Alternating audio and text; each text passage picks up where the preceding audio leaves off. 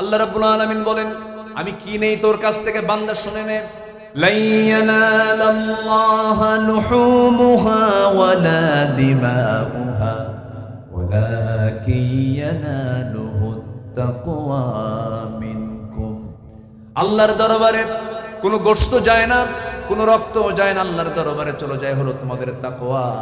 কিন্তু আমার দেশে কিছু প্রাণীর প্রতি মহব্বত রাখা কিছু বান্দার সামনে কয়েকদিন পরে আবার তারা মাঝে মাঝে উকি মেরে ওঠে। কিছু নাস্তিক চক্র আছে, যখন কোরবানির দিন আসে, কোরবানির দুই একদিন আগের থেকে শুরু করে, আহারে লাখ লাখ প্রাণীকে মেরে ফেলে আজকে মানুষ কেমন অমানুষ হয়ে গেছে। দেখছেন কি ফতুয়া মানে, আসেন এরকম, আসেন এরকম, আসেন। যে সমস্ত নরাধমগুলো এই সমস্ত কথা বলে, জিব্বা টেনে ছেড়া দরকার এই বেয়াদব থেকে। আসতে বলবেন না, জোরে বলেন ঠিক কিনা। তুমি সারাদিন মুরগি মেরে খাও, তুমি সারাদিন তুমি কাচ্চি বিরিয়ানি খাও, তুমি সারাদিন তোমার বাড়িতে রোস্ট খাও, আর কোরবানির আগ দিয়ে তোমার এখানে চুলকানি ওঠে যায়। এই সমস্ত প্রাণীগুলো একদিনে মারার কি দরকার? এদেরকে দু পা উল্টা করে ঝুলাইয়া পেটানো দরকার এদেরকে। কোরবানির হুকুম কে দিয়েছেন? এটা কি ছোটখাটো কোনো হুকুম নাকি? অনেক বড় হুকুম। কোরবানি কিছু কিছু বান্দার জন্য ওয়াজিব। কোরবানি তাকে আদায় করতেই হবে, কোরবানি তাকে দিতেই হবে। এটার ভাগ নিয়ে সমস্যা। আবার অনেকে কোরবানি নাক দিয়ে ফ্রিজ কেনে। কি কেনে বলেন? ফ্রিজ কেনে, ভাবে যে গরুর ওজন কত, গরুর ওজন অনুযায়ী ফ্রিজের ওজন ঠিক করে। আছে কিনা বলেন? আচ্ছা বলেন তো, আপনি যে কোনো রেফ্রিজারেটর, যে কোনো ফ্রিজের মালিক, ফ্রিজ দোকানদারের মালিক, মানে ফ্রিজের যে দোকান আছে সেই দোকানদারকে আপনি প্রশ্ন করবেন যে আপনার কোন মাসে সবচেয়ে বেশি ফ্রিজ বিক্রি হয়, বলেন কোন মাসে? কিসের আগে? কুরবানির আগে। আচ্ছা বলেন তো, প্রথম যে কোরবানির হুকুম হয়েছিল এটা কি খাওয়া? বলেন এটা কি খাওয়া?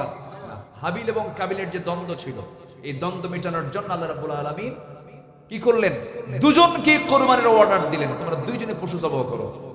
যার পশু আসমান থেকে আগুন এসে ভস্ম করে দেবে তার কোরবানি কবুল, আর যার আগুন পড়বে না, যার কোরবানির পশু পড়বে না, সেটা গ্রহণ করা হবে না। সেটা গ্রহণ করা হয়নি, সেটা অগ্রহণীয়। আল্লাহ যদি এইরকম সিস্টেম এখনো রাখতেন, ভয়ে কেউ কুরবানি দিত না।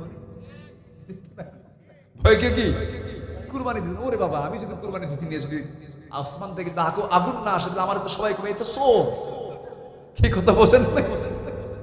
আল্লাহ পাক আমাদেরকে বাঁচিয়েছেন যে এরকম কোনো কিছু এখন এই সিস্টেমটা নাই। তবে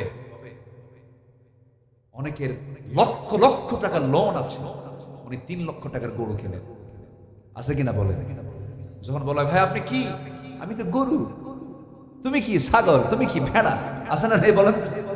তো এই সমস্ত প্রাণী কিনে আপনি প্রাউড করবেন, ফেসবুকে পোস্ট স্ট্যাটাস দিয়ে বলবেন যে এই যে 1 লাখ টাকার গরু অমুক মেম্বার কিনছেন, অমুক চেয়ারম্যান কিনছেন, অমুক এমপি সাহেব কিনছেন। আল্লাহর দরবারে এই সমস্ত রিয়া প্রদর্শনীর কোন কোরবানি আল্লাহর দরবারে মঞ্জুর হবে না। কোরবানির পশুর নাম দিচ্ছে ডোনাল্ড ট্রাম্প। আছে নাকি কব কিছু কব বলবো? পশুর নাম কি দিছে? ডোনাল্ড। নেতানিয়াহু নাম দিছে হলো দমোদর দাস নরেন্দ্র মোদী। কোরবানির পশুর একজন আমাকে প্রশ্ন করছে কয়েকদিন আগে মাহফিলে, হুজুর যে পশুর নাম দিছে ডোনাল্ড ট্রাম্প, ওটা দিয়ে কি কুরবানি হবে? কি উত্তর দিবে? মানে আধুনিক দুনিয়ার আধুনিক প্রশ্ন। আচ্ছা বলেন তো, ডোনাল্ড ট্রাম্প যে নামটা দিছে ওটা কি ও জন্ম থেকে নাম নিয়ে আসছে? তো ওটা কুরবানি দিলে সমস্যা করছে। কিন্তু ওটার নাম ডোনাল্ড ট্রাম্প দেওয়ার কারণ কি জানেন? ডোনাল্ড ট্রাম্পের চুলের সাথে ওর চুলের মিল আছে। ঠিক আছে কি? গতবার এক কুরবানির পশু হাটে উঠছে, তার নাম দিছে হলো তাহেরি। বাদ তো কারোই দেয় না। নাম তাহেরি দিচ্ছেন কেন? বস যেমন মনসে না আছে, আমার গুরুটা খুব উশৃঙ্খল, খুব নাচানাচি করে। সম্মানিত ভাই, বিকৃত নাম এটা উচিত না। যে নামটাই হোক না কেন, কোন ব্যক্তিকে হেয় করে কোন নাম রাখা উচিত না। তবে এই জাতীয় কোনো পশু যদি কেউ জবাহ করে, এতে কুরবানির কোনো ক্ষতি হবে না, কিন্তু যিনি নামটা দিয়েছেন তার জন্য অবশ্যই তাকে জবাব দিতে হবে। কার আদালতে? আল্লাহর আদালতে। এগুলো করা ঠিক না। এটা করবেন কেন? আপনি নাম এটা নাম দিবেন কেন?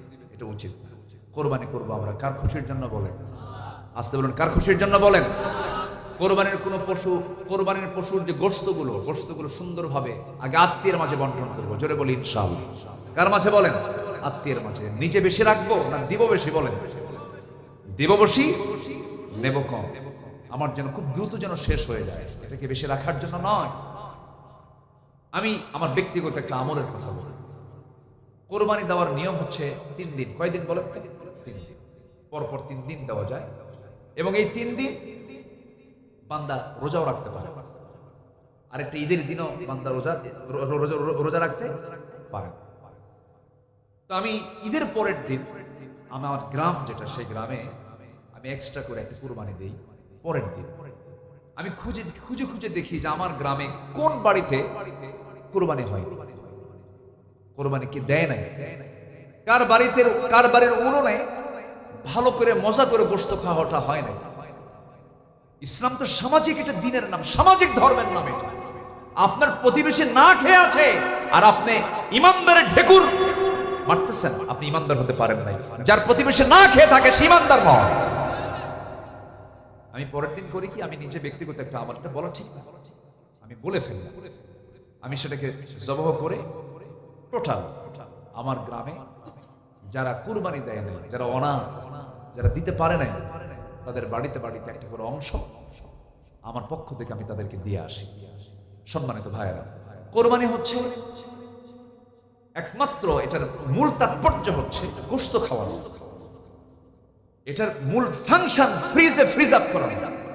কোরবানির মূল তাৎপর্য হলো আল্লাহ তোমার বন্ধু ইব্রাহিমকে তুমি যেমন করে পরীক্ষা করতে নিয়া তার সন্তান ইসমাইলকে তার সামনে হাজির করে ছুরি দিয়ে তার গলা আঘাত করে নিয়েছ, ছুরি চালায়া দিয়েছ, কিন্তু আল্লাহ তাআলা সেই ইসমাইলকে জবহ না করায়া, আল্লাহ পাক তার নিয়তকে কবুল করায়া দিয়া একটা দুম্বা তার সামনে হাজির করায়া দিয়া এই কোরবানির রসমটা চালু করলেন। বলুন তো, ইব্রাহিম তিনি জবহ করেছেন কোন প্রাণীকে না নিজের সন্তানকে, কলিজার টুকরা সন্তান? ঠিক তেমনি আল্লাহর সন্তুষ্টির জন্য, আল্লাহর জমিনে দিন কায়েমের জন্য, আল্লাহর কোন বিধিবিধান জমিনে কায়েম করার জন্য, প্রতিষ্ঠার জন্য যদি আমরা যেমন কোরবানির দিন আল্লাহর খুশির জন্য যেমন কোরবানির দেহের রক্তকে জমিনে আমরা প্রবহমান করে আল্লাহর সন্তুষ্টি হাসিলের চেষ্টা করি, দিন কায়েমের জন্য যদি প্রয়োজনে নিজের বুকের তাজা রক্ত বিলীন করে দিতে হয়, সবাইকে রাজি আছেন? এটাই হচ্ছে কোরবানির শিক্ষা। কারা কারা রাজি আছেন? দু হাত উঁচু করে দেখেন। কেউ তো স্লোগান দিচ্ছেন না।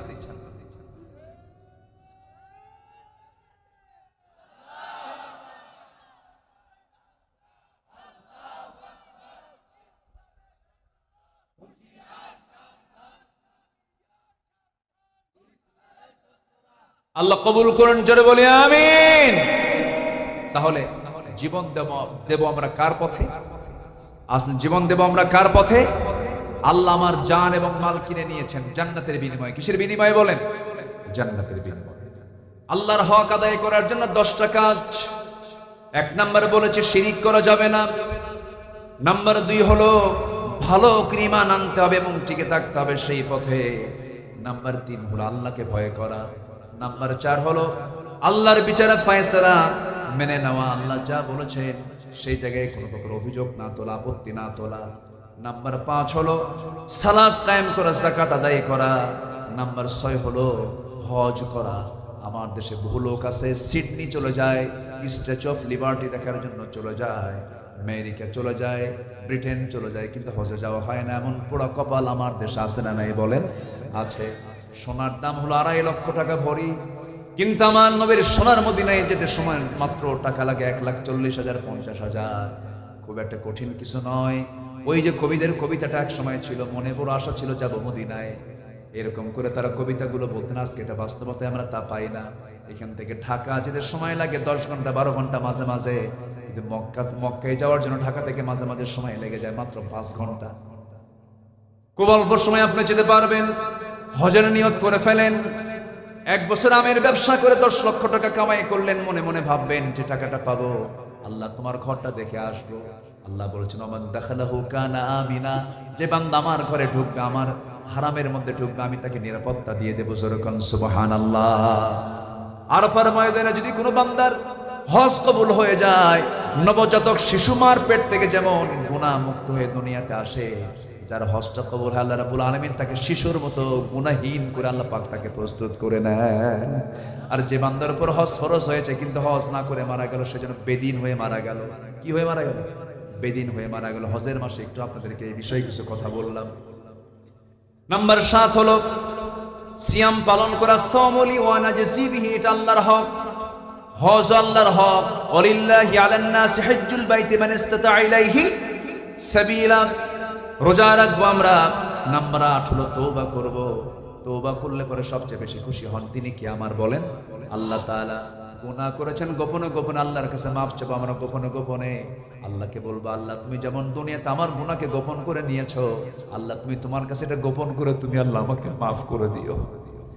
আল্লাহর কাছে বেহায়ের মতো কাঁদতে হবে, আল্লাহর কাছে অস্থির হয়ে কাঁদতে হবে, চোখের পানি ফেলে ফেলে কাঁদতে হবে। আমার ভাইয়েরা, দুনিয়া থেকে আমিও বিদায় হব, আপনিও বিদায় হবেন। কেউ বাঁচার জন্য আসি নাই। যে কোনো মুহূর্তে দুনিয়া থেকে বিদায় নিয়ে নেব। মৃত্যু কিন্তু সহজ কোনো বিষয় নয়। ইদ্রিস আলাইহিস সালাম একদিন বলছেন, আল্লাহ মৃত্যুর যন্ত্রণা কেমন আমাকে একটু দেখায় দাও তো, আমি একটু দেখতে চাই। মালাকুল মউত পাঠায় দিলেন, তার জান কবজ হয়ে গেল। আল্লাহ পাক তাকে আবার জিন্দা করলেন। এবার বলা হলো, ইদ্রিস কষ্ট কেমন হয়েছে? তিনি বলছেন, আল্লাহ আমার কাছে মনে হলো আমার যখন জান কবজ হচ্ছিল, একটা জীবিত মানুষের মাথার চামড়া টেনে টেনে পা পর্যন্ত নিয়ে আসলে যত বড় না কষ্ট হয়, তার চাইতে বেশি কষ্ট আমার অনুভূত হচ্ছিল। সঙ্গে সঙ্গে আল্লাহ বলছেন, ইদ্রিস রে, মালাকুল মউত তোমার যখন জানটা কবজ করেছে, অত্যন্ত আদর করে যত্ন করে জানটা কবজ করেছে। আদর যত্নের জান কবজের তীব্রতা কষ্ট যদি এমনটা হতে হয়, এমনটা কষ্ট হয়, সবার সামনে মৃত্যুর মুখে মুখে আসে না নাই বলেন? আচ্ছা, সবাই আমরা মৃত্যুর মুখে মুখে দাঁড়াবো একদিন। দুনিয়া থেকে বিদায় নিয়ে নেব। দাদা চলে গেছে, দাদি চলে গেছে, নানা চলে গেছে, নানি চলে গেছে। কত স্মৃতি দাদার সঙ্গে একসঙ্গে থেকেছি। দাদার মুখের চিবানো পান মুখের মধ্যে থেকে বের করে আমাকে দিয়েছেন। কত সুন্দর সময়গুলো পার করেছি। সেই দাদাটা চলে গেল। কলিজার টুকরা সন্তান চলে গেছে, অনেকে কত আদর করেছেন। মা চলে গেছে, বাবা চলে গেছে, কত কাছের প্রিয়জনরা চলে গেছে। বছর 3 আগের কথা, আমার এক বন্ধুর সঙ্গে আমরা একসঙ্গে পড়াশোনা করেছি, একসঙ্গে আলিম পাস করেছি। নাম হলো জিয়াউর রহমান। একসঙ্গে একই ক্লাসে পড়েছি, কত আনন্দ উল্লাস করেছি, কত আড্ডা মেরেছি। সে আর্মিতে চাকরি পেল, আর্মিতে চাকরি করলো, আর্মির বড় কর্মকর্তা ছিল। মাঝে মাঝে কথা হতো, সুন্দর তেলাওয়াত সে করতে পারে, সুন্দর কণ্ঠ ছিল তার, সন্তানাদিও আছে, পরিবার পরিজনও আছে। হঠাৎ করে একদিন মনে হলো কতদিন বন্ধুর সঙ্গে কথা হয় না, ফোন দিলাম। ফোন ওই দিক থেকে ফোনটা যে রিসিভ করলো, মহিলার কণ্ঠ আসলো। আমি সালাম দিয়ে শুরু করলাম, বললাম, মনে হয় আপনি ভাবি হবেন। আমার ভাই, আমার বন্ধু জিয়াটা কোথায়? সঙ্গে সঙ্গে বল, জিয়া তো নাই। আচ্ছা, আসলে পরে আমাকে একটু ফোনটা ধরতে বলবেন, আমাকে ফোনটা দিতে। আমি অমক বলছি। ওপার থেকে একটু কাদা কাদা কণ্ঠে বলছে, ভাই রে, আপনার ভাই তো এমন জায়গায় গেছে যে দেশ থেকে মানুষ আর কোনোদিন ফিরে আসে না, দুনিয়া থেকে বিদায় নিয়েছে। আমি নিজেকে স্থির করতে পারলাম না। হারে, আমার বয়সী মানুষ, একসঙ্গে পড়াশোনা করলাম, একসঙ্গে সময় কাটালাম। একটা মানুষের জীবন পরিবর্তনের জন্য বেশি কিছু লাগে না। একটা মানুষের বাস্তব কোন বইয়ের পড়া, বইয়ের শিক্ষা দিয়ে মানুষ কখনো শুধু ভালো হবে না। বাস্তব একটা শিক্ষা হলো, একটা বান্দা ভালো হওয়ার জন্য তার প্রিয়জনের মৃত্যুটা তার সবচেয়ে বড় শিক্ষা। প্রিয়জন দুনিয়া থেকে বিদায় নিয়েছে, কিচ্ছু না জীবন, ও চলে গেছে, আমিও চলে যাব। সব দুনিয়া থেকে একদিন বিদায় নিয়ে নেব। আমার নবীজি দুনিয়া থেকে বিদায় নিচ্ছেন, খুব অসুস্থ মানুষ। ওমরে ফারুক রাদিয়াল্লাহু আনহু পাগলার মতো হয়ে গেছে। একজন এসে বলতেছে, ভাই ওমর, রাসূল ইন্তেকাল করেছেন। আমার নবীজি খুব পারিবারিক মানুষ ছিলেন, তিনি পরিবারকে খুব মহব্বত করতেন, পরিবারকে সময় দিতেন। ওমরে ফারুক জানেন না তিনি ইন্তেকাল করেছেন, কারণ রাসূল ইন্তেকাল করেছেন সাহাবীদের সামনে না, স্ত্রীর সামনে। বলেন কার সামনে? স্ত্রীর সামনে, ঘরের ভেতরে পর্দার পরিবেশে তিনি ছিলেন। ঘরের মধ্যে তিনি দুনিয়া থেকে বিদায় নিয়েছেন। রাসূল যখন দুনিয়া থেকে বিদায় নেন, তার সামনে কেউ ছিল না, মাত্র একটা মানুষ ছিল, তার নাম হচ্ছে আম্মা জান আয়েশা সিদ্দিকা রাদিয়াল্লাহু তাআলা আনহা। তিনি যখন দুনিয়া থেকে বিদায় নেন, তিনি পরিবারকে খুব মহব্বত করতেন। কলিজার টুকরা ফাতিমাকে ডাক দিয়ে বলছেন, আয়েশা ফাতিমাকে ডাক দাও। তো ফাতিমাকে ডেকে আনা হলো। বলছেন, ফাতিমা রে, তুই দুনিয়াতে থাকবি, আমি দুনিয়া থেকে বিদায় নিচ্ছি, কিন্তু আমি তোকে না দেখলে থাকতে পারি না। আমার নবীজি মেয়েদেরকে খুব পছন্দ করতেন, মহব্বত করতেন। রাসূল বলেন, যার ঘরে 3টা মেয়ে আছে তার জন্য 3টা পৃথক জান্নাত। আমি আমি 4টা মেয়ের বাবা। রাসূল মেয়েদেরকে খুব প্রাধান্য দিতেন, বলতেন ও মেয়ের বাবারা, বাজার করতে গেলে পরে মেয়ের জন্য আগে বাজার করবা, ছেলের জন্য পরে বাজার করবা, মেয়েদেরকে দাম দিবা। আমি মেয়েদের বাবা, মেয়েদেরকে সম্মান করি। আমার রাসূল মেয়েদেরকে খুব মহব্বত করতেন, খুব আদর করতেন। ফাতিমা রাদিয়াল্লাহু আনহাকে বিয়ে দিলেন। বিয়ে দেওয়ার পর থেকে নিয়া আমার নবীজি তার মৃত্যুর দিন পর্যন্ত 3টা দিন পার হতে দেন না। 3টা দিন চলে গেলে রাসূল অস্থির হয়ে যেতেন, আমার মেয়েটাকে দেখি না, ফাতিমাকে দেখি না, ছটফট করতেন। নবীজি এতটাই পারিবারিক ছিলেন, পরিবারকে খুব মহব্বত করতেন, সন্তানদের সময় দিতেন, বউদেরকে সময় দিতেন।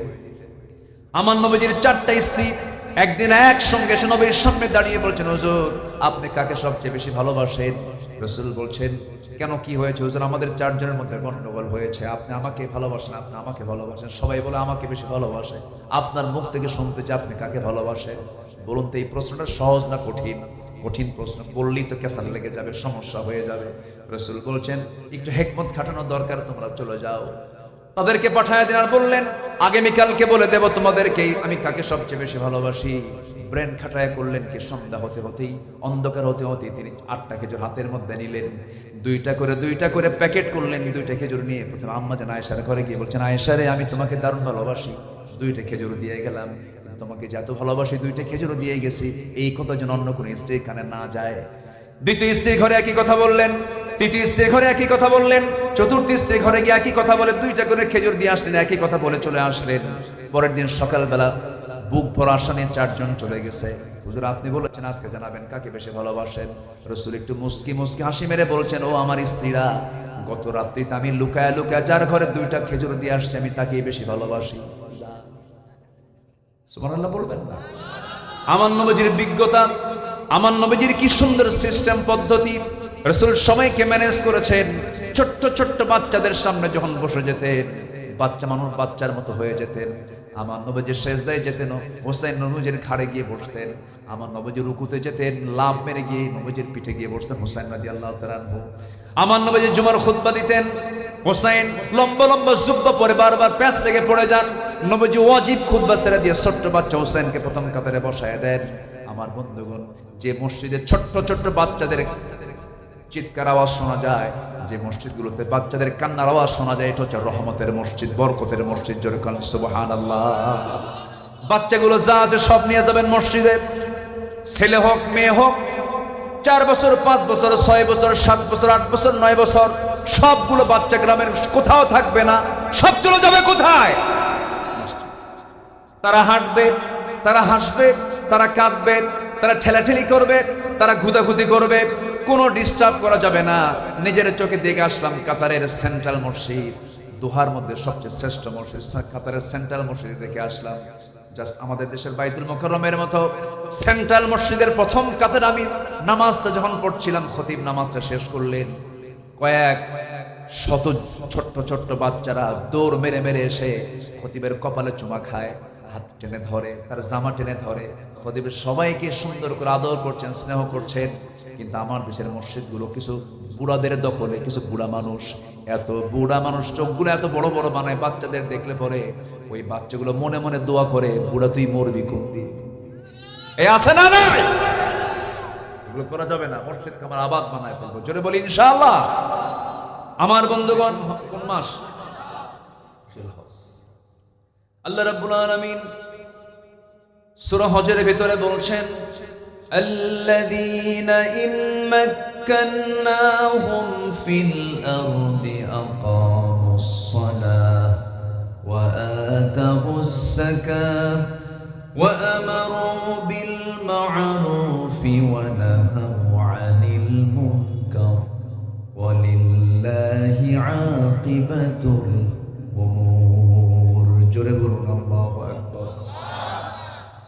দুনিয়ার জীবনে আমি যাদেরকে রাজত্ব দেব, যাদেরকে আমি ক্ষমতা দেব, তারা যদি সেই ক্ষমতা পেয়ে যদি 4টা বিধান যদি সেখানে কার্যকর করে, 1 নম্বর হলো নামাজ যারা কায়েম করবে, যাকাত যারা আদায় করবে, সৎ কাজের যারা আদেশ দেবে, অসৎ কাজের যারা বাধা প্রদান করবে। আল্লাহ তাআলা 4টা দফা কার্যকর করার পরে বলছেন, তারা যদি এগুলো কার্যকর করতে পারে, আমি আল্লাহ ঘোষণা করছি, ওয়া'দাল্লাহুল্লাযীনা আমানু মিনকুম وعملوا الصالحات ليستخلفنهم في الأرض এই জমিনে যারা ঈমান আনবে এবং নেক আমল করবে, আমি আল্লাহ নিজে ঘোষণা করছি আসমান এবং জমিনে রহমতের যত দরজা আছে সমস্ত দরজা বরকতের দরজাগুলো আমি আল্লাহ রাব্বুল আলামিন খুলে খুলে দেব। জোরে বলা যাবে না সুবহানাল্লাহ? আর একটু জোরে বলে সুবহানাল্লাহ। সূরা হজের 41 নম্বর আয়াত আল্লাহ তাআলা 4টা বিধান চেয়েছেন জমিনে। কয়টা বিধান বলেন? 4টা বিধান। সৎ কাজের আদেশ দাও, অসৎ কাজের বাধা দাও, নামাজ কায়েম করো, আল্লাহর হক প্রতিষ্ঠা করো, যাকাত প্রতিষ্ঠা করো, বান্দার হক বাস্তবায়ন করো, আমি আল্লাহ রহমত বরকতের দরজা খুলে দেব। আচ্ছা বলেন তো, এটা কি মোল্লার কথা না আল্লাহর কথা? যদি কেউ বলেন যে এই জাতীয় কথা বলা যাবে না, তাহলে আমরা মনে করব তিনি কোরআনকে মহব্বত করেন না। আসতে কন কেন? আপনি কেমনে এটাকে বাদ দিবেন? সম্মানিত ভাইরা, এই জন্য হকটা আমাদের আগে প্রতিষ্ঠার দরকার। ব্যক্তি জীবনে হক আছে, যেরকম চোখের হক হলো ভালো কিছু দেখা, আর চোখের হক নষ্ট তখনই হবে যখন আমি চোখ দিয়ে কি দেখবো? খারাপ কিছু দেখবো। কানের হক হলো ভালো কিছু শোনা, কিন্তু কান দিয়ে যদি খারাপ কিছু শুনি, কিসের হক নষ্ট হলো? কানের হক নষ্ট। হাতের হক হচ্ছে এই হাত দিয়ে অন্যের বিরুদ্ধে প্রতিবাদী হয়ে দাঁড়াবে, এই হাত অন্যের বিরুদ্ধে অস্ত্র হয়ে দাঁড়াবে। কিন্তু এই হাতটা যদি অন্যের পক্ষে যদি কাজ করে, হাতের হক নষ্ট হবে। এই পা দিয়ে ভালো কাজে আমি অংশগ্রহণ করব, কিন্তু পা দিয়ে যদি আমি মন্দ কাজের দিকে অগ্রসর হই, পায়ের হক নষ্ট হয়ে গেছে। তখন এগুলো কি করবে দেখেন? এই হক যদি আমি নষ্ট করি, সেদিন কোন দিন? যেদিন কেউ কাউকে চিনবে না, শুধু আমাকে চিনবেন যিনি, তিনি কে? আসতে বলবেন না, তিনি কে?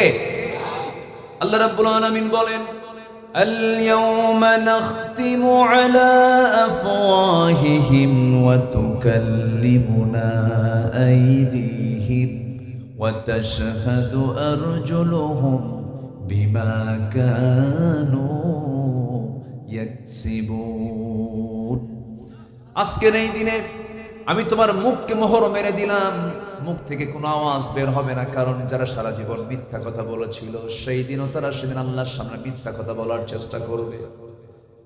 সেদিন আল্লাহ বলেন, তোর মুখটাকে আমি মোহর মেরে দেব। আজকে তোর সাক্ষী দেবে তোর হাত, তোর পা।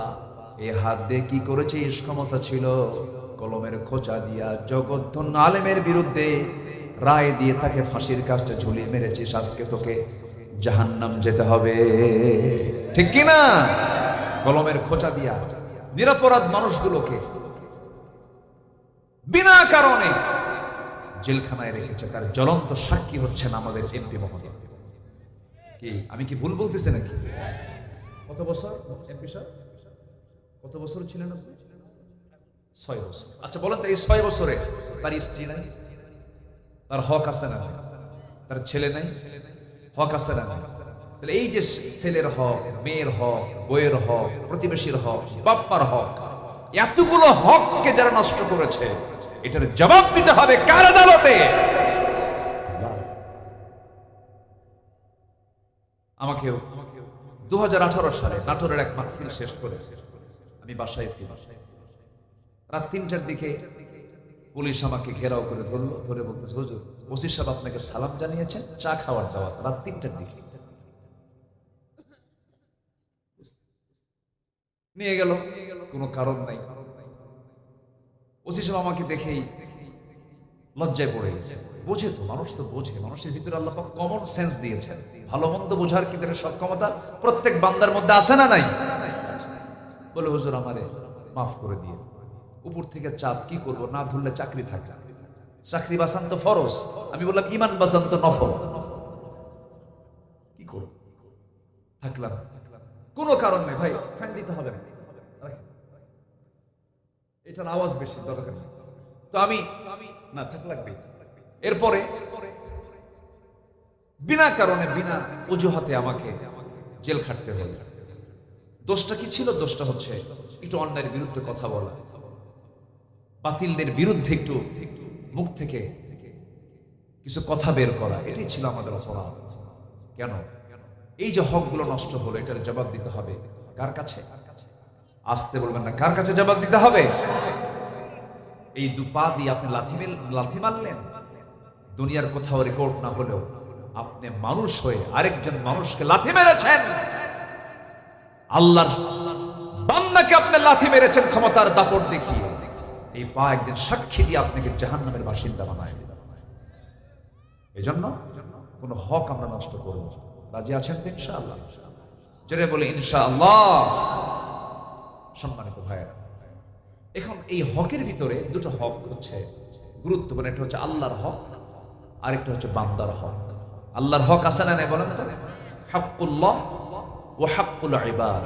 বান্দার হকের মধ্যে বাপ মার হক আছে, ভাইয়ের হক আছে, বোনের হক আছে। বোনের হক কি? ভাইটা 2 বিঘা পাবে, বোনটা 1 বিঘা পাবে। এটা কার হক? ভাইটা 1 ভাগ পাবে আর বোনটা কয় ভাগ পাবে? ভাইটা 2 ভাগ পাবে, বোনটা কয় ভাগ পাবে? 1 ভাগ পাবে। এটা কি বোনের হক? এটা ভাইয়ের হক 2 ভাগ, বোনের হক 1 ভাগ। কিন্তু বোনের 1 হকও দেয় না। এরকম ভাই তো মনে হয় 4 ঘাটে আছে আছে, এরকম আছে। যদি দিতেও চায়, যে জমিটা সবচেয়ে তো অকেজ, সেই জমিটা খুঁজে খুঁজে বের করে বলে, বোন তুই এটা নিলে নে, না হলে দিয়া যা। আছে কি না? মনে হয় অনেকে রাগ করতেছে, হুজুর আপনি তো জমি ভাগ করে দিয়ে যাচ্ছেন, এরকম মনে করতেছেন নাকি আপনারা? আচ্ছা, দুনিয়াটা যাওয়া ভালো না জান্নাত যাওয়া ভালো? বলেন, দুনিয়া চলে যাক, দুনিয়া না হয় আমার হেরে যাক, কিন্তু জান্নাতকে হারানো যাবে? কারো হক নষ্ট করা যাবে না। আপনি একজন বান্দাকে অপমান করলেন, বাজে কথা বলে গালি দিলেন, এটা আপনি একটা হক নষ্ট করে ফেলেছেন। সেই লোকটা সালাম পাবার যোগ্যতা রাখে, আপনি তাকে সালাম দিলেন না, তাকে গালি দিলেন। আপনি ওই বান্দার কাছে মাফ না চাওয়া পর্যন্ত আল্লাহ আপনাকে মাফ করবেন না। আপনি কাউকে থাপ্পড় মেরেছেন, ওই বান্দা কষ্ট পেয়েছে, আপনাকে মাফ করে নাই। বিনা কারণে আপনি জুলুম করেছেন, থাপ্পড় মেরেছেন, ক্ষমতার দাপট দেখিয়েছেন, কিন্তু লোকটা মাফ করে নাই। আল্লাহ পাক আপনাকে মাফ করবেন না। এই জন্য বান্দার হকটা বড় কঠিন ব্যাপার। এই সমস্ত বিষয়গুলো মাথায় রাখতে হবে। এই দুনিয়াতে আমার প্রত্যেকটা সেকেন্ডকে কাজে লাগাতে হবে, কোনো মুহূর্তকে নষ্ট করা যাবে না, 1 সেকেন্ডকে নষ্ট করার কোনো সুযোগ নেই। কারণ আল্লাহ রাব্বুল আলামিন বলছেন, আল্লাহ রাব্বুল আলামিন সুন্দর করে জানাচ্ছেন, জীবন মৃত্যু কেন দিলাম শোনো। হুয়াল্লাযী খালাকাল মাউতা ওয়াল হায়াতা লিয়াবলুয়াকুম আইয়ুকুম আহসানু আমালান ওয়া হুয়াল আজিজুল গফুর। জোরে বলুন আল্লাহু আকবার।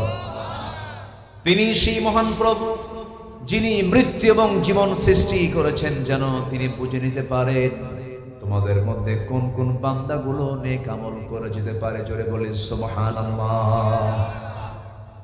আমার নবীজি একদিন এক সাহাবীকে প্রশ্ন করলেন, মুআজ রাদিয়াল্লাহু আনহু বলেন, রাসূল আমাকে প্রশ্ন করলেন, ইয়া মুআজ হাল তাদরি হাক্কুল্লাহি আলা ইবাদিহি ওয়া মা হাক্কুল ইবাদি আলা আল্লাহ। হে মুআজ, তোমার কি জানা আছে আল্লাহর উপরে বান্দার হক এবং বান্দার উপরে আল্লাহর হকটা কি তোমার জানা আছে নাকি? সঙ্গে সঙ্গে তিনি বললেন, কুলতুল্লাহু ওয়া রাসূলুহু আ'লামু। আমি বলে ফেললাম, হে রাসূল, এই ব্যাপারে আল্লাহ এবং রাসূলের সবচেয়ে বেশি ভালো জানেন। রাসূল সঙ্গে সঙ্গে বলেছেন, ফা ইন্না হাক্কুল্লাহি আলাল ইবাদি আন ইয়া'বুদুহু ওয়া লা ইউশরিকু বিহি শাইআন ওয়া হাক্কুল ইবাদি আলা আল্লাহ আল্লা ইউআযযিবা মান লা ইউশরিকু বিহি শাইআন। বান্দার উপর আল্লাহর হক হলো বান্দা কখনো শিরকের ধারে পাশেও যাবে না। আর আল্লাহর উপরে বান্দার হক হতেছে ওই বান্দাকে কোনো আযাব না দিয়া তাকে জান্নাত বুঝায়া দেওয়া। জোরে কোন সুবহানাল্লাহ। তাহলে এখান থেকে স্পষ্ট হলো যে আল্লাহ পাক আমাকে মাফ করবেন একটা অপরাধ না করলে, সেটা হলো শিরকের কোনো অপরাধ করা যাবে না, শিরকের কোনো গুনাহ করা যাবে না। আমার কথা কি বোঝা যাচ্ছে ভাই? কষ্ট পাচ্ছেন না তো? আপনারা কোন জেলার মানুষ? এখানে কোনো প্রজা টজা নাই, সবাই রাজা। কিন্তু রাজ আবার শাহী, বিশাল ব্যাপার, তাই না? এখানে আসে বসে রাজশাহী, আরেকটা আছে হলো রাজবাড়ি, আছে না? এখানে কোনো রাজা নাই, সব এখানে কোনো প্রজা নাই, সব রাজা। মাশাআল্লাহ। আবার আমের নামও আছে রাজভোগ, আছে না? রাজভোগ আছে, রানী ভোগ আছে, গোবিন্দ ভোগও আছে। আম খেতে মজার, নামটা খুব একটা জুতের না। গোবিন্দ ভোগ খুব মজার আম, কিন্তু গোবিন্দ ভোগ যে কেমন নাম হলো বুঝলাম। গোপাল ভোগ, গোবিন্দ ভোগ, হাড়ি ভাঙ্গা, মাজা ভাঙ্গা, কত জামের নাম। ওইদিকে চাঁপাইনবাবগঞ্জে আমি আজ থেকে আরো 20 বছর আগে এক মাহফিলে গিয়েছিলাম। মুরব্বীটা মারা গেছে, শুনলাম ওনার প্রায় 150 বিঘা আমের বাগান ওই চাঁপাই শিবগঞ্জে। তো আমি ওনাকে বললাম, চাচা আপনাদের এলাকার একটা আম আমার খুব প্রিয়, সে আমের নামটা হলো ন্যাংরা। তো ন্যাংরা আমটা খুব মজা লাগে, কিন্তু আমের এই নামটা দিল কি? তো উনি বলতেছেন, হুজুর মনে হয় ন্যাংরা কোনো লোকে এই গাছটা লাগাইছে। উনি জাস্ট একটা তফসিল করে দিয়েছে। সম্মানিত ভাইয়েরা, আপনারা খুব বরকতি এলাকার মানুষ, বলি আলহামদুলিল্লাহ। এখানকার পানি স্বচ্ছ পরিচ্ছন্ন। একটু ফরিদপুর ওই বাগেরহাটের দিকে যান, পিরোজপুরের দিকে যান, ডাবের পানি আর কত লবণ, তার চাইতে ঘন লবণ হলো ওই ডিপ টিউবওয়েলের পানি, খাওয়া যায়, আর্সেনিকে ভরা। সেদিক থেকে রাজশাহীর এই ম্যাক্সিমাম অঞ্চলের পানি সবুজ। আমি তো মনে করি দক্ষিণ এশিয়ার ভিতরে সবচেয়ে বরকতময় একটা জনপদ হচ্ছে রাজশাহী। বলি আলহামদুলিল্লাহ, জোরে বলি আলহামদুলিল্লাহ। কিন্তু এটা সুন্দর বরকত কে করে দিয়েছেন? এটা শুকরিয়া আদায় করতে হবে ফজর নামাজ পড়ে। কি নামাজ পড়ে বলেন তো? বলুন তো আপনার এলাকার মসজিদগুলোতে সবচেয়ে কম মুসল্লি কোন ওয়াক্তে পাওয়া যায়? আলহামদুলিল্লাহ। কি হবে? জোরে বলে নাউজুবিল্লাহ। দিন শুরু হবে কি দিয়া বলেন? আরো জোরে বলেন। যার দিন ফজর দিয়ে শুরু হবে না তার বরকত হবে, কামাই হবে হাজার হাজার কোটি টাকা, কিন্তু সামনে আপেলের আপেল সামনে সাজানো থাকবে, আঙ্গুর সাজানো থাকবে, ফলমূল থাকবে, হাজার হাজার কোটি টাকার মালিক, কিন্তু খাওয়ার কোনো উপায় নাই। ডাক্তার চার্ট দিছে, একটা আঙ্গুর খাবে তাও অর্ধেক। কি কথা কি বুঝতেছেন? আপনি পাবেন না বলবেন। ফজরের বরকত যদি আপনি পেয়ে যান, চোখের জ্যোতি নষ্ট হবে না, কারণ 24 ঘন্টার মধ্যে সবচেয়ে বরকতময় সময়টা হলো ফজরের সময়। বুরিকাল উম্মতি ফি বুকুরিহা, আমার উম্মতের বরকতময় সময় হলো সকালবেলা। ফজরের সময় যখন কোনো বান্দা ওই নির্মল বাতাসকে যখন বুকে নিয়ে, নাকে মুখে চোখে নিয়ে যখন ফজরের মসজিদের দিকে চলে যায়, পায়ে হেঁটে হেঁটে চলে যায়, মহান রব্বুল আলামিন ওই বরকতময় ফজরে আল্লাহ পাক তাকে সুস্থ করে দেয়। আমার বন্ধুগণ, আল্লাহ তাআলা বান্দাকে সুস্থ রাখার জন্য ইবাদতগুলোকে সেরকম সিস্টেম করে দিয়েছেন। বান্দা যদি নামাজ কেন্দ্রিক জীবনটা সাজায় নেয়, সে বান্দা সহজে অসুস্থ হওয়ার কথা নয়। কিন্তু আজকের সমাজে নামাজ আগে না কাজ আগে? বলেন বলেন বলেন। নামাজ আগে না কাজ আগে? কিন্তু আল্লাহ বলছেন বান্দারে, না না, নামাজটা আগে, কাজটা পড়ে। আল্লাহ রাব্বুল আলামিন সুন্দর করে বলছেন, ইযা নুদিয়া লিস-সালাতি মিন ইয়াউমিল জুমআতি ফাসআউ ইলা যিকরিল্লাহি ওয়া যারুল বাই'a যালিকুম খায়রুল লাকুম ইন কুনতুম তা'লামুন। যখন নামাজের জন্য আহ্বান করা হবে, আযান যখন দেওয়া হবে, সেই সময় তোমরা সমস্ত বিজনেস, সমস্ত লেনদেন সব কিছুকে মাইনাস করে নামাজের দিকে রওনা দিয়ে দাও, জিকিরের অন্বেষণে মসজিদের দিকে চলে যাও। এটার মধ্যেই তোমার জন্য কল্যাণ আছে। নামাজ যখন শেষ হয়ে যাবে, বান্দা মসজিদে গাঁটটি নিয়ে বসে থাকার দরকার নাই, মসজিদে ঘন্টার পর ঘন্টা সময় কাটানোর দরকার নাই। নামাজ আদায় হয়ে গেছে, নামাজ শেষ হওয়ার সঙ্গে সঙ্গে মসজিদ থেকে তুমি দ্রুত বের হয়ে পড়ো, রিজিকের সন্ধানে বের হয়ে যাও। যে রিজিকটা তুমি তালাশ করবে সেই রিজিকের মধ্যে আমি আল্লাহ তাআলা অগণিত নিয়ামত দিয়ে ধন্য করে দেব। জোরে করে জোরে করে সুবহানাল্লাহ। নামাজ দিয়ে নামাজকে বাস্তবায়ন করার পরে যা করব সব আমার ইবাদত বলে গণ্য হয়ে যাবে। নামাজ বুকটা ফেটে যায় জানেন।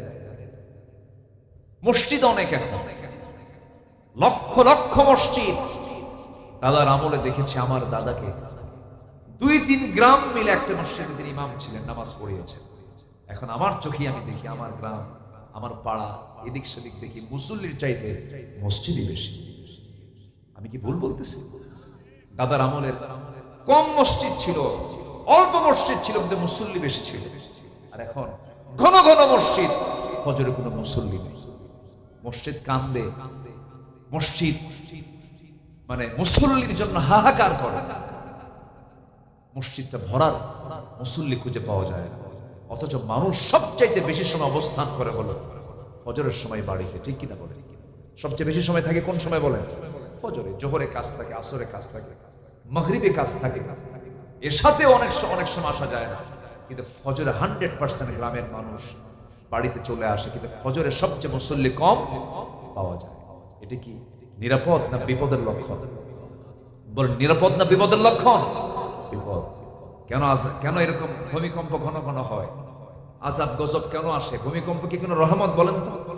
অতিবৃষ্টি, অনাবৃষ্টি, খরা, এই যে বিভিন্ন কিছু আমরা দেখতে পাচ্ছি, এগুলোর মূল কারণ হলো আমাদের হাতের কামাই।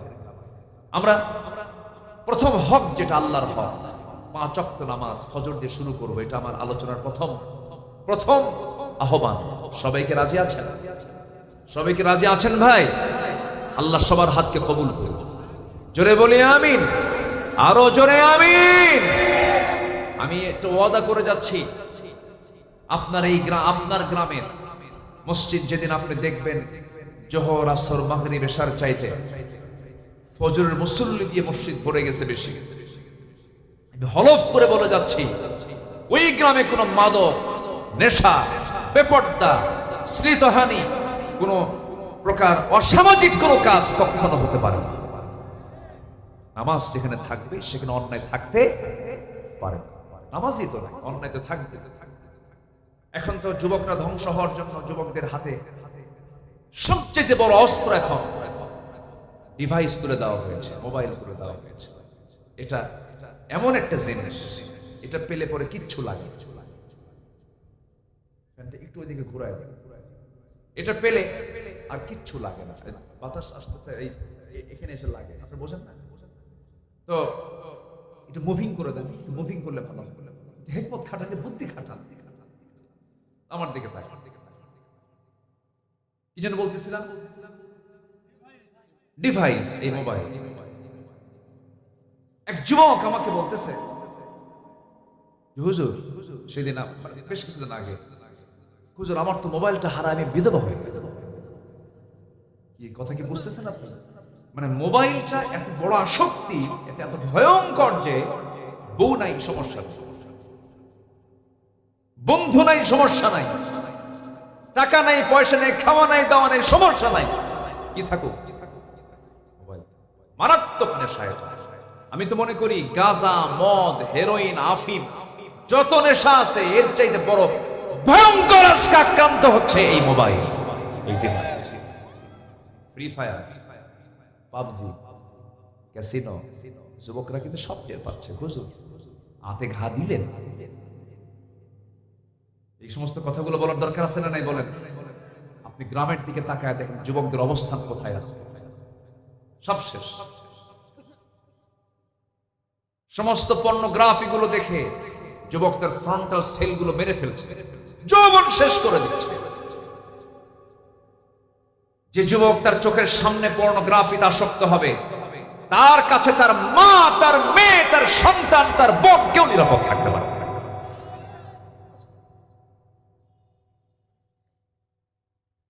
আজকে মানুষের জাহেলিয়াতকে, মানে মানুষ আজকে এত নিকৃষ্ট যে কুকুর শুকুরকেও তারা হার মানিয়েছে। কুকুর শুকুরের মধ্যে যে বিকৃত যৌনাচার নাই সেটা আজকে মানুষের মধ্যে ঢুকে যাচ্ছে। আমেরিকার পার্লামেন্টে সমকামিতার আইন পাশ হয়। এই আধুনিক দুনিয়া, আধুনিক দুনিয়া। আমরা কোন দুনিয়া বসবাস করছি? আজকে পুরুষ পুরুষের সাথে সমকামিতায় লিপ্ত হয়, নারী নারীতে আকৃষ্ট হয়, যা কুত্তা বিলায়ের মধ্যেও নাই। কুকুর শুকুরের মতো আজকে মানুষ কত জঘন্য মানসিকতা মানুষের মধ্যে তৈরি হয়েছে। এটার মূল কারণ হলো ইসলাম থেকে কাছে না দূরে। আসতে বলে ইসলাম থেকে কাছে না দূরে। সব তো দেখলাম, সব দেখা শেষ করেছি। আমরা ইসলামকে দেখতে চাই পরিপূর্ণ রূপে। জোরে বলে ইনশাআল্লাহ। ইসলাম কি অপূর্ণাঙ্গ না পূর্ণাঙ্গ? বলেন, ইসলামকে আমরা দেখতে চাই অপূর্ণাঙ্গ না পূর্ণাঙ্গ? ইসলামকে আমরা পূর্ণাঙ্গ দেখতে চাই, জীবনের সব জায়গায় দেখতে চাই। জোরে বলি ইনশাআল্লাহ। আল্লাহ কবুল করুন, জোরে বলি আমিন। আজকে সমাজে যাকাত প্রতিষ্ঠা না সুদ প্রতিষ্ঠা? বলো, কোনটা প্রতিষ্ঠিত হয়েছে? বলো, সুদ। চারঘাটে মনে হয় সুদের মাত্রা একটু কম আছে। সুদ আছে, বিসমিল্লাহ কয়ে খাবেন। কি বলবো আর, হাজার বছর ওয়াজ করে এই সুদ বন্ধ হবে না। আজকে আমার আলোচনায় খুব একটু মজা পাবেন না, হক নিয়ে কথা তো, এই আলোচনার মধ্যে তেমন রসকস পাবেন না, কিন্তু এটা যদি আমল করতে পারি জান্নাত সহজে মিলে যাবে। জোরে বলে সুবহানাল্লাহ। খালি এমনি কি কান্দে কুন্দে লাভ আছে বলেন? খালি ওয়াজ শুনলেন আর কানলেন, কিন্তু নামাজ পড়লেন না, লাভ তো নাই। সম্মানিত ভাইয়েরা, ওই ছোট্ট একটা গ্রামের একটা কথা আছে মনে হলো। ছোট্ট একটা মেয়ে 8 বছর বয়স, হাউমাউ করে কাঁদতেছে। তার কান্না দেখে তার মা এসে বলতেছে, মা তুমি কান্দো কেন? মা, তোর কান্নার থামে না। ওই মেয়েটার কান্না দেখে ওই মাটাও কাঁদে, দুইজনে কান্দা শুরু করছে। মেয়েরা কিন্তু আরেকজনের কান্না দেখলে কান্দে কিনা বলেন, তাদের মধ্যে একটু কান্নার পরিমাণটা বেশি, আল্লাহ পাক মায়া দয়া বেশি দিয়েছে। তো মা মেয়ে দুইজনে কান্দে, দুইজনের কান্না দেখে আশেপাশে যত মহিলা আছে সবাই এসে এরাও কান্দে। শেষমেশ সবাই কান্না থেমে এখন ওই ছোট্ট বাচ্চা 8 বছরের বয়সে মেয়েকে বলছে, মা তুমি কান্দলা কেন? আমরা তো সবাই তোমার জন্যই কান্দলাম, কান্নার উদ্দেশ্য কি, রহস্য কি? এখন মেয়েটা বলে, ছোট্ট মেয়েটা বলতেছে, মা আমার বয়স এখন 8 বছর, আমার যখন 16 বছর 20 বছর হবে তখন আমার বিয়ে হবে। বিয়ে হওয়ার পরে আল্লাহ পাক আমাকে একটা ছেলে দিবে, সেই ছেলের বয়স যখন 8 বছর হবে, ও যদি মরে যায় আমি এই টেনশন থাকবো কেন? এই জন্য আমি এই কথা কি বুঝতেছেন? এমনি তো কান্নাকাটি করে লাভ নেই। জান্নাত পাওয়ার জন্য শর্ত হলো হক নষ্ট করা যাবে না, ফরজ লঙ্ঘন করা যাবে না, বড় কোনো কবিরা গুনাহ করা যাবে না, বড় কোনো কবিরা গুনার দিকে যাওয়া যাবে না। ছোট ছোট গুনাহ আল্লাহ পাক এত বড় দেখবেন কেন? আল্লাহ পাক নিজেই বলছেন, ইন তাজতানিবু কাবাইরা মা তুনহাউনা আনহু নুকাফির আনকুম সাইয়্যাতিকুম ওয়া নুদখিলকুম মুদখালান কারীমা। তুমি যদি বড় বড় গুনাহগুলোকে ছেড়ে দাও, ছোট ছোট গুনার দিকে আমি আল্লাহ নজরে দেব না। এই গুনাহগুলোকে মাফ করে দিয়ে আমি তোমাকে সুন্দর সম্মানজনক জান্নাত আমি তোমাকে দিয়ে দেব। জোরে বলে সুবহানাল্লাহ। তাহলে গুনাহ ছাড়তে হবে। কোন গুনাহ বলেন?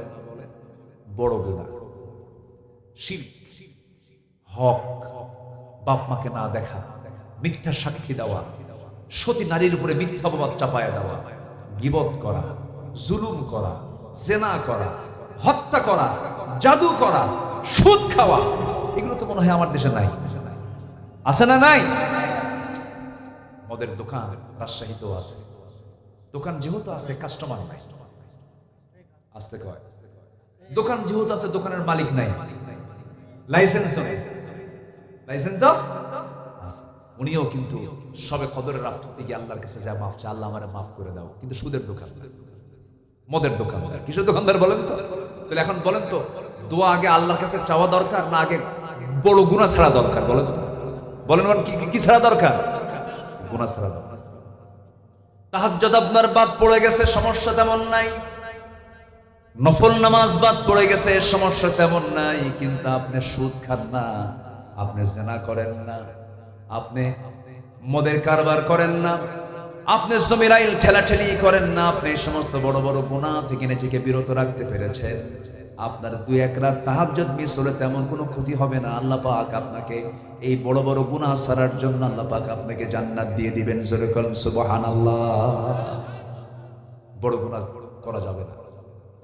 এবং কোন গুনাহকে আবার খাটো চোখে দেখা যাবে না। ইমানদার যারা কোন গুনাহকে তারা ছোট চোখে দেখবে না।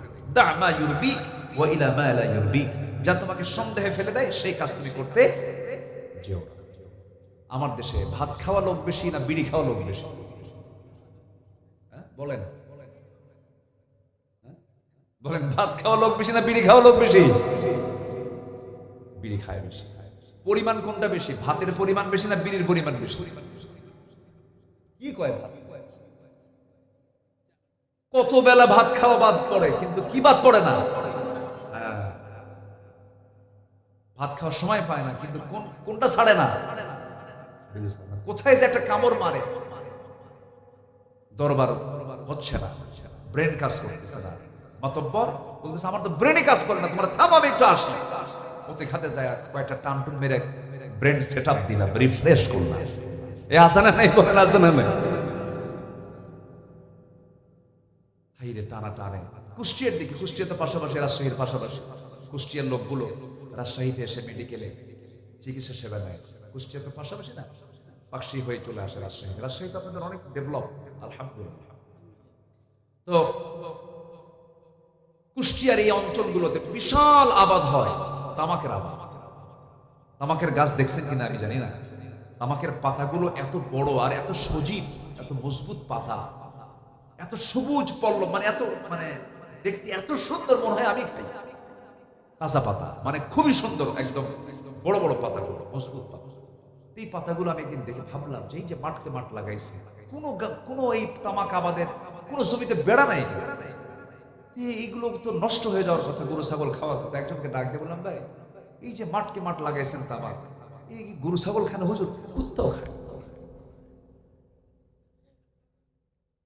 আপনাকে রাগ করতেছেন হুজুর? আপনি কোন গ্রামার যে খাটাচ্ছেন হুজুর? তাহলে দেখেন এই তামাক গাছের ক্ষতিকর দিক ছাগল বোঝে, গরু বোঝে, 4 পা বোঝে, কয় পা বোঝে না? কোন পায়ের দাম বেশি? 4 পায়ের দাম বেশি না 2 পায়ের দাম বেশি? 2 পায়ের দাম বেশি। মানুষ বোঝে। উলাইকা কাল আনআম বাল হুম আদাল। আল্লাহ বলছেন এরাই হলো চতুষ্পদ জন্তু, এরাই চতুষ্পদ জন্তু। আল্লাহ বলতেছে ওরা না, তার চেয়ে বেশি, বাল হুম আদাল, তার চেয়ে বেশি খায়। এটা কি আমার ফতুয়া না আল্লাহর ফতুয়া? আল্লাহর ফতুয়া। মাহফিল এসে প্রশ্ন করে হুজুর বিড়ি খাওয়া কি? মাহফিলের হুজুর তো আপনার জবাব দেবেন না। আপনি রাজশাহী মেডিকেল কলেজের কোন ডাক্তারকে গিয়ে বলেন, লাংসের যারা ট্রিটমেন্ট করেন, এই ফুসফুস নিয়ে যাদের ফাংশন, তাদের কাছে গিয়ে বলবেন, ও ডাক্তার মহাশয় বিড়ি খাওয়া কি? সঙ্গে সঙ্গে তিনি জবাব দিবেন, বিড়ি খাওয়া হলো ক্যান্সারের কারণ, বিড়ি খাওয়া হলো যৌন রোগের কারণ, বিড়ি খেলে পরে হৃদরোগের কারণ হয়ে যায়, হার্ট স্ট্রোক হয়, ক্যান্সার হয়, এরপরে বিভিন্ন জটিল জটিল রোগ আক্রান্ত হয়ে যায়, শ্বাসযন্ত্র তার নষ্ট হয়ে যায়। এখন বলুন যে নেশা পান করলে পরে ক্যান্সার হতে পারে, সেই বিড়ি খাওয়াটা ইমানদারের জন্য জায়েজ না না জায়েজ? ওয়ালা তুলকু বিআইদিকুম ইলাত তাহলুকা, নিজকে তুমি ধ্বংসের দিকে ঠেলে দিও না। আল্লাহ পাক আমার আপনার লাঞ্চ দিয়েছেন ফ্রেশ, আর এটাকে আমি বিড়ি খায়া এটাকে আমি পচায়া দিলাম, এটা কি ভালো কাজ হতে পারে? এই অঙ্গের হক নষ্ট করলাম কিনা বলেন? আজকে আমার সাবজেক্ট কি বলেন? কি আব্দুল হক? হ্যাঁ আব্দুল হক না, বান্দার হক, আল্লাহর হক। আসুন ধীরে ধীরে আমরা আল্লাহর হকটা একটু জানলাম, যে আমরা শিরিক করব না। রাজি আছেন তো সবাই? আমরা ইনশাআল্লাহ সবাই রাজি আছেন তো ইনশাআল্লাহ? আর দিন শুরু করবে কোন নামাজ দিয়ে বলেন? বলেন কোন নামাজ দিয়া? ফজর নামাজ। আমার বন্ধুগণ, আল্লাহর হক আদায়ের জন্য বান্দার কিছু করণীয় কাজ আছে। মোটামুটি 10টা কাজ যদি কোনো বান্দা করে ফেলে, আল্লাহর হক সে আদায় করে ফেলতে পারবে। এই জন্য আমরা 10টা কাজ আমরা শিখে যাব। এর মধ্যে 1 নম্বর বলে ফেলেছে আল্লাহ রাব্বুল আলামিন বলেন, ওয়া'বুদুল্লাহা ওয়া লা তুশরিকু বিহি শাইআন। আরেক জায়গায় বলছেন, ইন্নাল্লাহা লা ইয়াগফিরু আন ইউশরাকা বিহি ওয়া ইয়াগফিরু মা দুনা যালিকা লিমান ইয়াশা ওয়া মান ইউশরিক বিল্লাহি ফাকাদ দাল্লা দালালান বাঈদা। সূরা নিসা আয়াত নম্বর 116। আল্লাহ রাব্বুল আলামিন বলেন, বান্দারে তোর গুনাহ আনানাস সামা, আসমান ছেয়ে গেছে, বিকরাবিল আরদিল খাতায়া, গোটা জমিন ছেয়ে গেছে, বিস্তৃত হয়ে গেছে, কোনো প্রবলেম নাই। আল্লাহ তো শিরিক বিহি শাইআন, তুই আমার কাছে শিরিক মুক্ত হয়ে আয়, পূজা করবি না, কোনো মাজারে সেজদা দিবি না, কোনো বাবার কাছে যাবি না, কোনো মান্নত হারাম কোনো মান্নত করবি না। ছাগল দিলাম বাবার দরবারে, আল্লাহ যেন আমাকে ব্যবসায় উন্নতি দিয়ে দেয়, এই সমস্ত শিরকের কাজের দিকে যাবি না। কারো কাছে না চাই, আমার কাছে চাবি। শিরিক মিশ্রিত জীবন যাপন না করে, শিরিককে মুক্ত করে শিরিক থেকে তুই জীবনটা গ্রহণ করবি। আমি আল্লাহ রাব্বুল আলামিন সব গুনাহ মাফ করব, কিন্তু শিরকের গুনাহ কখনো মাফ করব না। কার ওয়াদা? কার ওয়াদা? আল্লাহ। আমার দেশে কিছু দরবার আছে, বলেছে পৃথিবীর সবচেয়ে বড় দরবার হলো মক্কা মদিনা, এরপরে হচ্ছে আমার বাবার দরবার, এরকম বলে। তোমাদের কেবলা হলো পশ্চিম দিকে, আমার কেবলা হলো পীর বাবার কেবলার দিকে। এরকম কিছু নোংরা কথা আমাদের দেশের বিভিন্ন সমাজে প্রচলন আছে না নাই বলেন? আমি পীর সাহেবকে আমি অপছন্দ করি না। শাহ মাকদুম শুয়ে আছেন কোথায়? কথা বলো না কেন? কোথায় শুয়ে আছেন? শাহ মাকদুম রাজশাহীতে শুয়ে আছেন রাহিমাহুল্লাহ। খান জাহান আলী শুয়ে আছেন বাগেরহাটে। শাহজালাল ইয়েমেন থেকে এসেছেন। আমি সম্প্রতি কয়েকদিন আগে মিডল ইস্টে ছিলাম, কাতারে গিয়েছিলাম। ইয়েমেনে একজন নাগরিক, ইয়েমেনের অধিবাসী একজন মানুষ, যে যুগে বিমান নাই, কিচ্ছু নাই। আমি কাতার থেকে এসেছি কয়েকদিন আগে, শুধু বিমানে 500 কিলোমিটার 600 কিলোমিটার বেগে এই গতিতে একটানা দোহা টু ঢাকা আসতে সময় লেগেছে প্রায় 5 ঘন্টা। আর সেই ইয়েমেন থেকে কোথায়? শাহজালাল ইয়েমেনি ইয়েমেন থেকে রওনা দিয়েছেন। কত নদী কত সাগর পাড়ি দিতে হয়েছে, যে যুগে কোনো যানবাহন ছিল না। এসেছেন বাংলাদেশের দিনের প্রচার করতে। শাহজালাল রাজা গৌর গোবিন্দকে পরাজিত করেছেন। খাজা মঈনুদ্দিন চিশতি রাহিমাহুল্লাহ তিনি রাজা পৃথ্বীরাজের বিরুদ্ধে মোকাবেলা করে গোটা ভারতবর্ষে কালিমার পতাকা তারা উড্ডীন করেছেন। তারা ছিলেন পীর। আর আমার দেশের কিছু দরবারগুলো আছে হলো গাজার আড্ডাখানা। আছে না নাই? কিসের আড্ডাখানা? গাজার আড্ডাখানা। গাজার ধোঁয়ায় মশা পর্যন্ত বদ্ধ হয়। এত গাজা মানুষ খায়। সে মোষগুলো কি? আমি যখন ইনসাইডে ছিলাম, জেলখানে কিছুদিন ছিলাম, আমি ঢোকার পর এক মুরব্বী, বয়স্ক এক মুরব্বী, এই প্রায় 70-75 বছর বয়স হবে, মাথার চুল দাড়ি সব পাকা, মোষও পাকা। তো মোষও কাটে না, দাড়িও কাটে না, মাথার চুলও কাটে না, বগলের চুলও কাটে না। এরকম একটা পাগলা সাইজের লোককে ধরে নিয়ে গেছে, আর মোষ লাল টক। তো বললাম, চাচা আপনি বুড়ো বয়সে জেলখানে ঢুকলেন? বাবা, প্রশাসনের মাথা খারাপ হয়ে গেছে। কেন? গাছের বিরুদ্ধে সংগ্রামে শুরু করছে। গাছের বিরুদ্ধে মানে কোন গাছ? বেহেশতের গাছ বাবা, কি গাজা শরীর। যেরকম নাউজুবিল্লাহ, গাজা নাকি বেহেশতের গাছ, মানে গাজা খেলে রাজা হয়ে বাবা। যারা যুবকরা আসো, নেশা করবো না। আচ্ছা বলেন তো, এই ওয়াজগুলোর কি দরকার আছে ভাই? নেশা করো, তোমার নেশায় তোমার পরিবার শেষ। তোমার অবৈধ একটা নারীর প্রতি কামনা বাসনা, তোমার জীবন যৌবন, তোমার লক্ষ্য উদ্দেশ্য সব শেষ। বিয়ের আগে কোনো আকাম কুকাম করবে না। যৌবন তোমার সুন্দর রাখবেন কে? আল্লাহ পাক। ইউসুফ আলাইহিস সালাতু ওয়াস সালাম কত সুন্দর মানুষ ছিলেন। আল্লাহ পাক সূরা ইউসুফ নাজিল করেছেন যুবকদের চরিত্র ঠিক করার জন্য। জোরে বলেন সুবহানাল্লাহ। ইউসুফ আলাইহিস সালাতু ওয়াস সালামকে যখন তৎকালীন দুনিয়ার সবচেয়ে সুন্দরী নারী জুলাইখা যখন তাকে প্রস্তাব করেছে, ইউসুফ তোমার চক্ষু কত সুন্দর টানা টানা।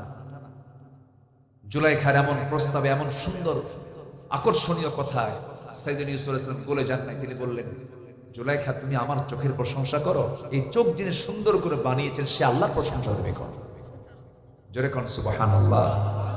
আর আজকের যুবকদেরকে যদি বলা হয়, কোন মেয়ে যদি বলে তোমার চোখ কত সুন্দর টানা টানা, কিন্তু 3 রাত তো ঘুমই নাই, কথা কি বুঝতেছ? এই দুনিয়ার নারীতে তুমি আকৃষ্ট হয়ে পড়লাম। বিবাহ বহির্ভূত সম্পর্ক তোমার জন্য কখনো বরকত বয়ে আনবে না। তুমি নিজে অসুস্থ হয়ে যাবে, সমাজ অসুস্থ হয়ে পড়বে। নেশা করবে, তুমি নিজেও শেষ হয়ে যাবা, তোমার পরিবারকে ধ্বংস করে ফেলবা। তুমি নেশার দিকে যাবা না, কোন নেশাতে আক্রান্ত হবে না, এই সমস্ত অপকর্মগুলো ছেড়ে দাও। সুন্দর করে যখন ফজর নামাজ, যখন আজানটা হয়ে যাবে, নামাজের দিকে শামিল হয়ে যাও। আমি আল্লাহর কসম করে বলছি, যদি কোনো বান্দার একটাবার নামাজের সেজদায় যদি তৃপ্তি আসে, পৃথিবীর কোনো কাজে এমন তৃপ্তি বান্দা কোথাও খুঁজে পাবে না। ফজরের 2 রাকাত সুন্নতের দাম কত? আমার রাসূল বলেছেন, রাকাতাই সালাতুল ফজর খায়রুম মিনাদ দুনিয়া ওয়া মা ফিহা। ফজরের 2 রাকাত সুন্নতের দাম হলো এই দুনিয়া এবং দুনিয়ার মাঝে যত সম্পদ আছে, যত কিছু আছে, এর চাইতে আমার আল্লাহর কাছে ফজরের 2 রাকাত সুন্নতের দাম বেশি। জোরে কোন সুবহানাল্লাহ। কি নামাজ? সুন্নত নামাজ, ফরজ তো বাদ দিলাম। ফজরের 2 রাকাত সুন্নতের দাম হলো গোটা দুনিয়ার চাইতে বেশি। আমরা সামান্য দুনিয়ার কিছু টাকা পয়সা, কিছু সম্পদ আহরণের জন্য কি না কি পরিশ্রম করি, মাথার ঘাম পায়ে ফেলতেছি, তাও চেষ্টা করে পাই না। খুব বুদ্ধি দেখবেন গ্রামের মধ্যে কিছু লোক আছে, দারুণ বুদ্ধি, ভাত পায় না। এই আসেন নাই, বলেন তো আসেন, এত বুদ্ধি খাটায়, কাম হয়। ভাইরে, সুন্দর করে ফজরের 2 রাকাত সুন্নতটা পড়বেন আর মনে মনে ভাববেন যে আমি আল্লাহর কাছ থেকে দুনিয়ার সবকিছু, সকল কিছুর চাইতে বেশি সম্পদ আল্লাহ পাক আমাকে জান্নাতের মধ্যে দেওয়ার জন্য রেডি করে দিয়েছে। নামাজ পড়তে সবাই রাজি আছেন তো ইনশাআল্লাহ? আল্লাহ কবুল করেন, জোরে বলি আমিন। শয়তান আসে হলো শেষ রাতে। কোন রাতে? এবং আল্লাহ প্রথম আকাশে আসেন কোন রাতে? শেষ রাতে। আল্লাহ রাব্বুল আলামিন নিজে ফিস সামাইদ দুনিয়া, দুনিয়ার আকাশে আসেন এবং বলেন, আলা বিল মুস্তাগফিরিন ফাগফির লাহ। কোন ক্ষমা প্রার্থী আছে আমার কাছে ক্ষমা চাবে, আমি তাকে ক্ষমা করে দেব। ওই সময় শয়তান করে কি, ফজরের ঠিক আগ দিয়া ওই সমস্ত বান্দার কাছে আস্তে করে চলে আসে, শিওরে বসে। শয়তান ওয়াজ করে, শয়তান বলে, আলাইকা লাইলুন তাবিল, আলাইকা লাইলুন তাবিল, তোমার রাত বড় লম্বা, ঘুমাও ঘুমাও। ওই সময় রাসূল বলেন, যদি কোনো বান্দা যদি ওই সময় 3টা কাজ যদি করতে পারে, শয়তান সেই সময় 3টা গিট মেরে চলে যায়, 3টা গিরা দিয়ে চলে যায়, 3টা গিট্টো মেরে চলে যায়। রাসূল বলছেন, ওই 3টা গিট যদি কোনো বান্দা যদি ছোটাতে চায়, 3টা কাজ তার জন্য করা জরুরি। নাম্বার 1, রাসূল পরামর্শ দিচ্ছেন, 1 নাম্বার হলো আজান শোনার সঙ্গে সঙ্গে সুন্দর করে বিছনা থেকে নিজের পিঠটা সরায় নেবে। 1 নাম্বার গিট ছুটে চলে যাবে, সুন্দর করে পবিত্র সুন্দর করে ওযু বানায় নেবে। 2 নাম্বার গিটটা চলে যাবে। এরপর আস্তে আস্তে হেঁটে হেঁটে মসজিদের দিকে রওনা দিয়া ফজরের 2 রাকাত নামাজ শেষ করে ফেলবে। আমার রাসূল বলেন, এই 3টা কাজ করার সঙ্গে সঙ্গে শয়তানের বেঁধে দেওয়া 3টা গিট ছুটে যায় এবং একটা টোটাল দিন শয়তান তার কাছে আসার সাহস পায় না। জোরে বলি সুবহানাল্লাহ। নামাজকে আমরা কন্টিনিউ করব।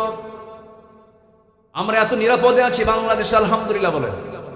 পশ্চিমবঙ্গের মানুষগুলোকে দেখেন, নিজের চোখে দেখলাম, আমি নিজেও ফোন দিয়েছিলাম।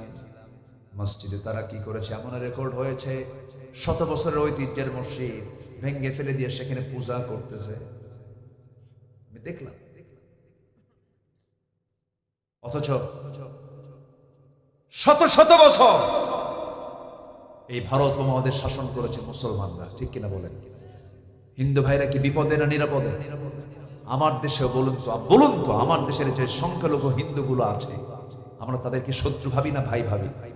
বলেন বলেন বলেন। আমার দেশের সাবেক প্রধান বিচারপতি একজন হিন্দু ছিলেন, এসকে সিনহা, সুরেন্দ্র কুমার সিনহা। একটা সবচেয়ে বড় সম্মানজনক পদ। ওই অনেক ডিসিএসপি, বড় বড় কর্মকর্তা আমাদের বিভিন্ন জায়গায় হিন্দু ভাইরা আছে। ব্যবসার দিক থেকে হিন্দু ভাইরা আমার দেশে পিছিয়ে নাই, এগিয়ে আছে। আমরা যদি একটু লাল রক্ত চক্ষু যদি আগাতাম, কেউ কি পারত? কিন্তু না, আমরা তাদেরকে অত্যন্ত জামাই আদরে রাখি। এক কথা কি ঠিক কিনা বলেন? আমরা মন্দির পাহারা দিতে শিখেছি, আমরা মন্দির পাহারা দিতে পারি, কিন্তু ওরা মসজিদ পাহারা তো দূরের কথা, বাবরি মসজিদ ভেঙ্গে চুরমার করে দিয়েছে। যারা আল্লাহর ঘরকে ভেঙ্গেছে, তারও একদিন ভেঙ্গে চুরে টুকরা টুকরা হয়ে যাবে। জোরে বলে ইনশাআল্লাহ, তারও টুকরা টুকরা। আল্লাহর ঘরকে যারা টুকরা বানাবে, আল্লাহ তাদেরকে কি করবেন? টুকরা বানাবে। সময় বেশি দিন নাই, আমার মন বলছে খুব বেশি দিন সময় নেই। কিতাবুল জিহাদ, আমার রাসূল যে আগাম কিছু ভবিষ্যৎবাণী করেছেন, আমার মনে হয় সে হাদিসটার দিকে ধীরে ধীরে ইতিহাসের মোড় সেই দিকে চলে যাচ্ছে। যুদ্ধ একটা হবে হিন্দের সাথে। হিন্দ পৃথিবীতে একটাই, সেটা হলো আমাদের প্রতিবেশী, আমাদের পাশে যারা আছে। সম্মানিত ভাইয়েরা, একটু মনোযোগিত কথাগুলো শুনি। আমরা মসজিদ কাবাদ করব, জোরে বলি ইনশাআল্লাহ। এটা কার হক বলেন তো? আসতে বলবেন না, কার হক? চোখের হক হলো ভালো কিছু দেখবো আমরা। সবাই রাজি আছেন তো? এই চোখের মধ্যে পানি আছে না নেই? চোখের মধ্যে পানি সর্বক্ষণ আছে না? চোখ কি আমাদের জোয়ারে না ভাটায়? বলেন বলেন। চোখ সর্বক্ষণ কি ভাটাতে থাকে না জোয়ারে আছে? জোয়ারে আছে। পানি এক ফোঁটা পানি কমে না, সবসময় পানি সার্ভিস দিয়ে যাচ্ছে। ঘুমের মধ্যে গেছেন, তাও চোখের পানি আছে। চোখের পানি ভিতরে থেকে থেকে সকালবেলা দুই পাশে সাদা সাদা কেমন যেন হয়। এটাকে এলাকায় কি বলে?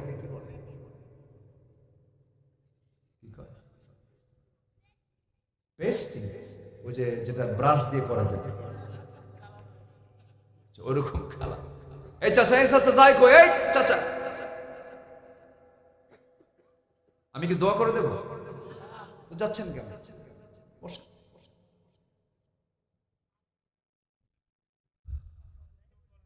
আপনারা কেন যে দেরি করেন? আমাকে যদি আগে ভাগে উঠায় দিতেন খুব ভালো হতো। 10টায় উঠলে ভালো হতো। দোয়া করে দেব। চলে যাচ্ছে যদি একজন করে চাপ 1 নাম্বার 2 নাম্বার। হ্যাঁ জি, বসে। সম্মানিত ভাই, মাসের নামটা কি বলেন তো? বলেন কি কি মাসের নাম বলেন? হজ। আমি প্রথম আয়াত শুরু করেছি কোন সূরা থেকে? বলেন বলেন, কোন সূরা থেকে? হজের মাসে আরো কিছু ইবাদত আছে। এই মাসে কি খাওয়া বেশি হয়? কেউ কিছু কয় না। গোশত খাওয়া বেশি হয়। দেখলাম কলকাতার কিছু হিন্দু মা বোনেরা কান্নাকাটি করছে। তারা গরু পেলেছেন বছর খানেক ধরে, বিভিন্ন ঋণ টিন করে তারা গরু পেলেছেন। কি করবেন? কোরবানির আগে তারা গরুটা বিক্রি করে দিবেন। কিন্তু কোরবানি করা নিষেধ। কোরবানির পশু আর বিক্রি হচ্ছে না। সম্মানিত ভাইয়েরা, পৃথিবীর যত প্রাণী আছে সব আল্লাহ পাক মানুষের খেদমতের জন্য সৃষ্টি করেছেন। যেরকম সুবহানাল্লাহ। ছাগল, ছাগল শুধু ঘাস খাবে, ও তৃণভোজী। ছাগলের দাঁতের যে মাড়ি, গরুর দাঁতের যে মাড়ি, সবগুলো মাড়ি হলো, দাঁতের মাড়ি হলো সমান, কোনো চোকা চোকা কোনো ভাব নাই, সব সমান মাড়ি। দেখছেন না গরুর মাড়ি কি সব কি সমান? একটাও চোকা দেখবেন না।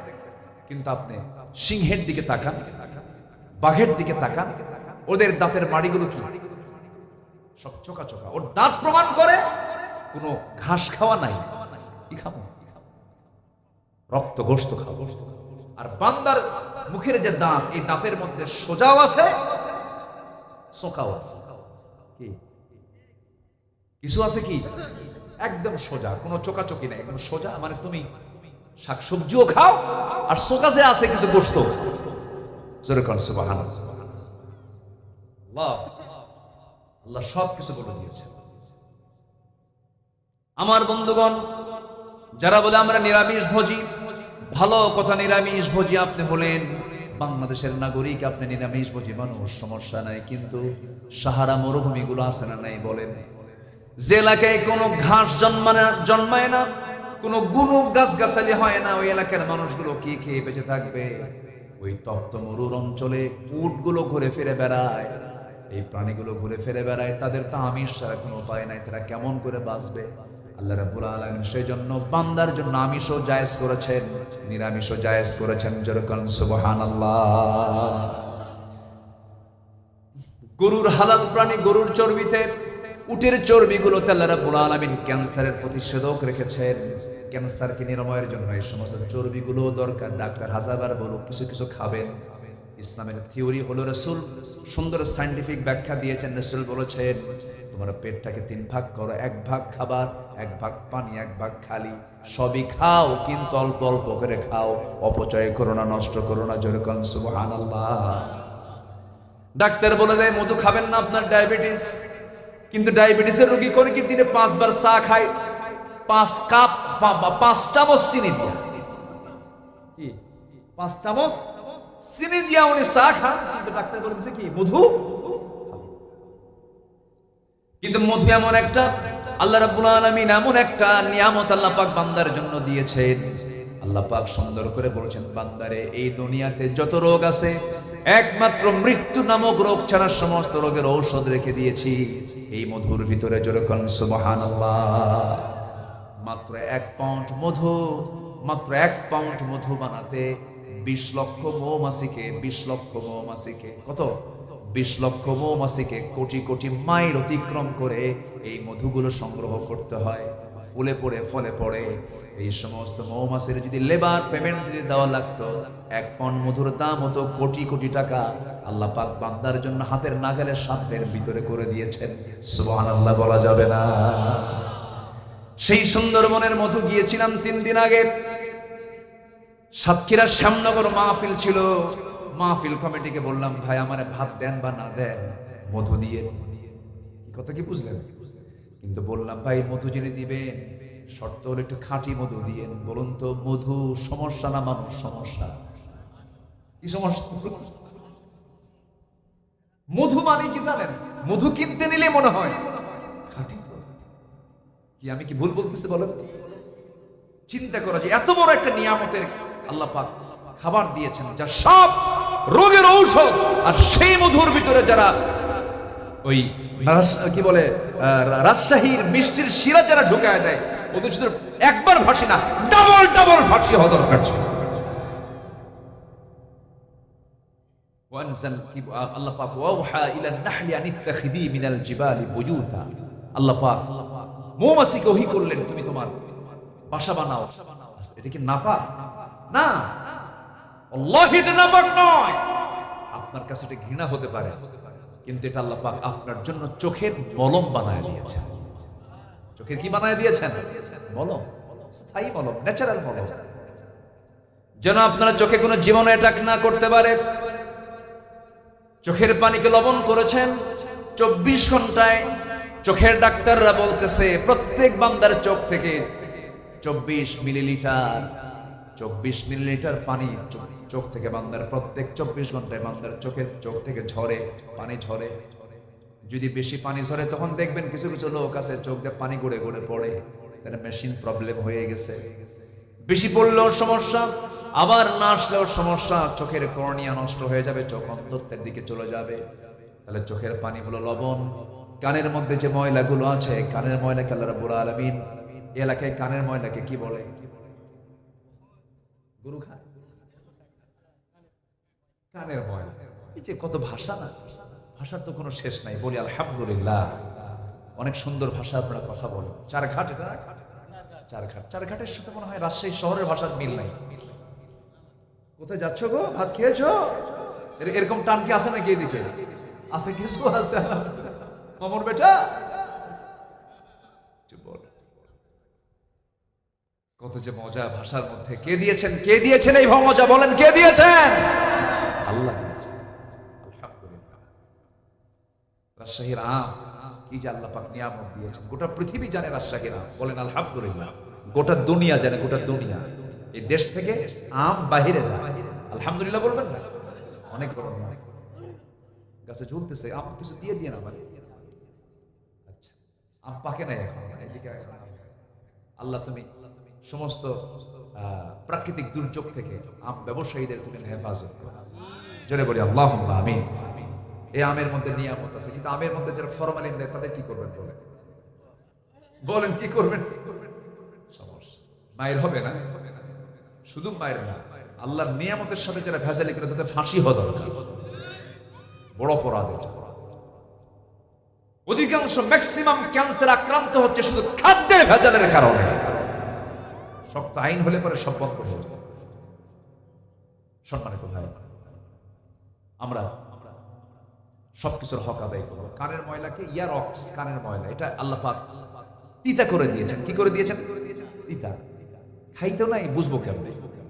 এটা মেডিকেল সায়েন্স বলছে কানের ময়লা হলো তিতা, চোখের পানি হলো লবণ, আর মুখের চতুর্দিকের জিহ্বার চতুর্পাশে লালা হচ্ছে স্বাদহীন, কোনো স্বাদ নাই। দেখেন 3 অঙ্গের 3টা রকম, চোখ লবণ, কান তিতা, মুখ স্বাদ ছাড়া। সুবহানাল্লাহ বলবেন না আপনি? এটা কে করে দিয়েছেন? আল্লাহ করে দিয়েছেন। আল্লাহ বলছেন বান্দারে মুখের লালা যদি আমি তিতা করে দিতাম, কোনো খাবার ভাল লাগতো না। যদি মুখের লালা যদি তোর জন্য মিষ্টি বানায় দিতাম, পৃথিবীর কোনো মিষ্টি তোমার স্বাদ লাগতো না। আমি মুখের মধ্যে এমন লালা দিয়েছি যে লালার মধ্যে কোনো স্বাদ নাই, যা তোর জিহ্বায় চলে আসে সঙ্গে সঙ্গে বলে ফেলি সেটা গরু গোশত, এটা খাসির গোশত, এটা মুরগির গোশত, এটা ন্যাংরাম, এটা গোপাল ভোগ, এটা রাজভোগ, এটা খিরসাপাতি, এটা হাড়ি ভাঙ্গা, এটা কি হিমসাগর, কত জামের স্বাদ। এই যে 200 প্রকার 250 প্রকার জামগুলো আছে আপনাদের, এত প্রকার স্বাদগুলো, এত ক্লাস, সমস্ত ক্লাসিফিকেশন করে দিয়েছে যে যন্ত্র, সেই যন্ত্রের নাম হলো জিহবা। সুবহানাল্লাহ বলা যাবে না? আল্লাহ রাব্বুল আলামিন এত কিছু দিয়েছেন বান্দারে, আমার নিয়ামতের শুকর আদায় করবি। আমার যদি শুকর আদায় করতে পারিস, আমি তোর প্রতি নিয়ামতের ভান্ডারটা ওপেন করে দেব। শিরিক করবি না। নাম্বার 2 হলো আমার হক আদায় করার জন্য তোর 2 নাম্বার কাজ হলো ভালো করে ঈমান আনবি এবং ঈমান নিয়ে তুই টিকে থাকবি।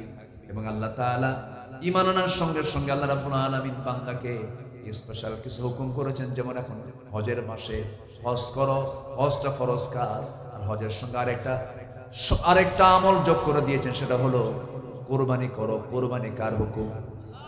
আসতে বলেন, কুরবানি কার হুকুম? ফসল্লি লিরাব্বিকা ওয়ানহার, নামাজ পড়ো, কুরবানি করো। কি কুরবানি করবেন বলেন? গরু, উট, দুম্বা, খাসি, ছাগল, এলাকে মুরগিও হয় মনে হয় নাকি? মুরগি হয় না? আচ্ছা, মুরগি কি জবাব হয়? জবাব তো হয়। কার নামে? আসতে বলেন, কার নামে হয়? কার নামে? উট হবে। উট হবে কয় ভাগে বলে? উটকে আপনি 10 ভাগে করতে পারবেন। আচ্ছা, গরুকে আপনি 7 ভাগে করতে পারবেন। রাসূল করেছেন এটা। যদি কেউ শুনে থাকে পুরো মাসলা মাসলায়, আমার দেশে আবার উল্টা পাল্টা করলে তারটা ভাইরাল হয় বেশি। আমার দেশে আবার উল্টার দিকে চলে তো বেশি, মানে উল্টা যত কয় এদিকে ইউটিউবাররা ওই তালেই থাকে, উল্টাকে কয়, উল্টা বানায়। আমার নবীজি সাহাবায়ে কেরামকে বলেছেন, তোমরা ভাগে ভাগে দিয়ে দাও, সমস্যা নেই, চলো, হাদিস সম্মত বিষয়। তবে উত্তম হচ্ছে একা পরিবারের পক্ষ থেকে আমি কোরবানি করছি, বাস আমি আমার পরিবারের পক্ষ থেকে কোরবানি করব, এটা হচ্ছে সবচেয়ে উত্তম বিষয়। তবে ভাগে দিলেও কোনো সমস্যা নাই। আবার অনেকে প্রশ্ন করেন, হুজুর আমার তো কোরবানি আমার আকিকা আমার মা দেয় না, আমার বাপ দেয় না, তো আমার আকিকাটা বাদ আছে, আমি কুরবানির মধ্যে ঢুকায় দিতে চাই। এটা আমার দেশে একটা প্রচলিত একটা প্রথা আছে, কিন্তু কোরবানির সাথে আকিকার কোনো সম্পর্ক নাই। কারণ আকিকার হয়তো গোশতের হুকুম আর কোরবানির গোশতের হুকুম এক থাকতে পারে, এক সমস্যা নেই, কিন্তু আকিকার সম্পর্ক হলো জন্মের সাথে। জন্ম নেওয়ার 7ম দিনে হলো আকিকা। কোন দিনে বলেন? 7ম দিনে। ছেলে হলে 2টা ছাগল, মেয়ে হলে 1টা ছাগল, বাস। এটা হচ্ছে জন্মের সাথে। 7 দিন পার হয়ে গেছে, আকিকার আর হুকুম সেখানে জারি থাকতে পারে না। কিন্তু আমার দেশে মনের সান্ত্বনা নিয়ে অনেকে আকিকা করে, কিন্তু আল্লাহ তাআলা বলতেছেন যে তুমি কি করো, জিলহজ মাসে তুমি যখন পেয়ে যাবে, সেই সময় আমার পক্ষ থেকে আরেকটা হুকুম হলো তুমি কোরবানি করো। কার জন্য? আস্তে, কার জন্য? কার জন্য? আল্লাহ তো গোশতও নাই, রক্তও নেয় নাকি? আল্লাহ কি গোশত নেন, রক্ত নেন? কিছুই না। আল্লাহ রাব্বুল আলামিন বলেন, আমি কি নেই তোর কাছ থেকে, বান্দা শুনে নে। লা ইয়ানালাল্লাহু লুহুমুহা ওয়ালা দিমাউহা ওয়ালাকিন ইয়ানালুহুত তাকওয়া মিনকুম। আল্লাহর দরবারে কোনো গোশত যায় না, কোনো রক্ত যায় না, আল্লাহর দরবারে চলে যায় হলো তোমাদের তাকওয়া। কিন্তু আমার দেশে কিছু প্রাণীর প্রতি মহব্বত রাখা কিছু বান্দার সামনে কয়েকদিন পরে আবার তারা মাঝে মাঝে উকি মেরে ওঠে। কিছু নাস্তিক চক্র আছে, যখন কোরবানির দিন আসে, কোরবানির 2-1 দিন আগের থেকে শুরু করে, আহারে লাখ লাখ প্রাণীকে মেরে ফেলে, আজকে মানুষ কেমন অমানুষ হয়ে গেছে, দেখছেন কি ফতুয়া মানে?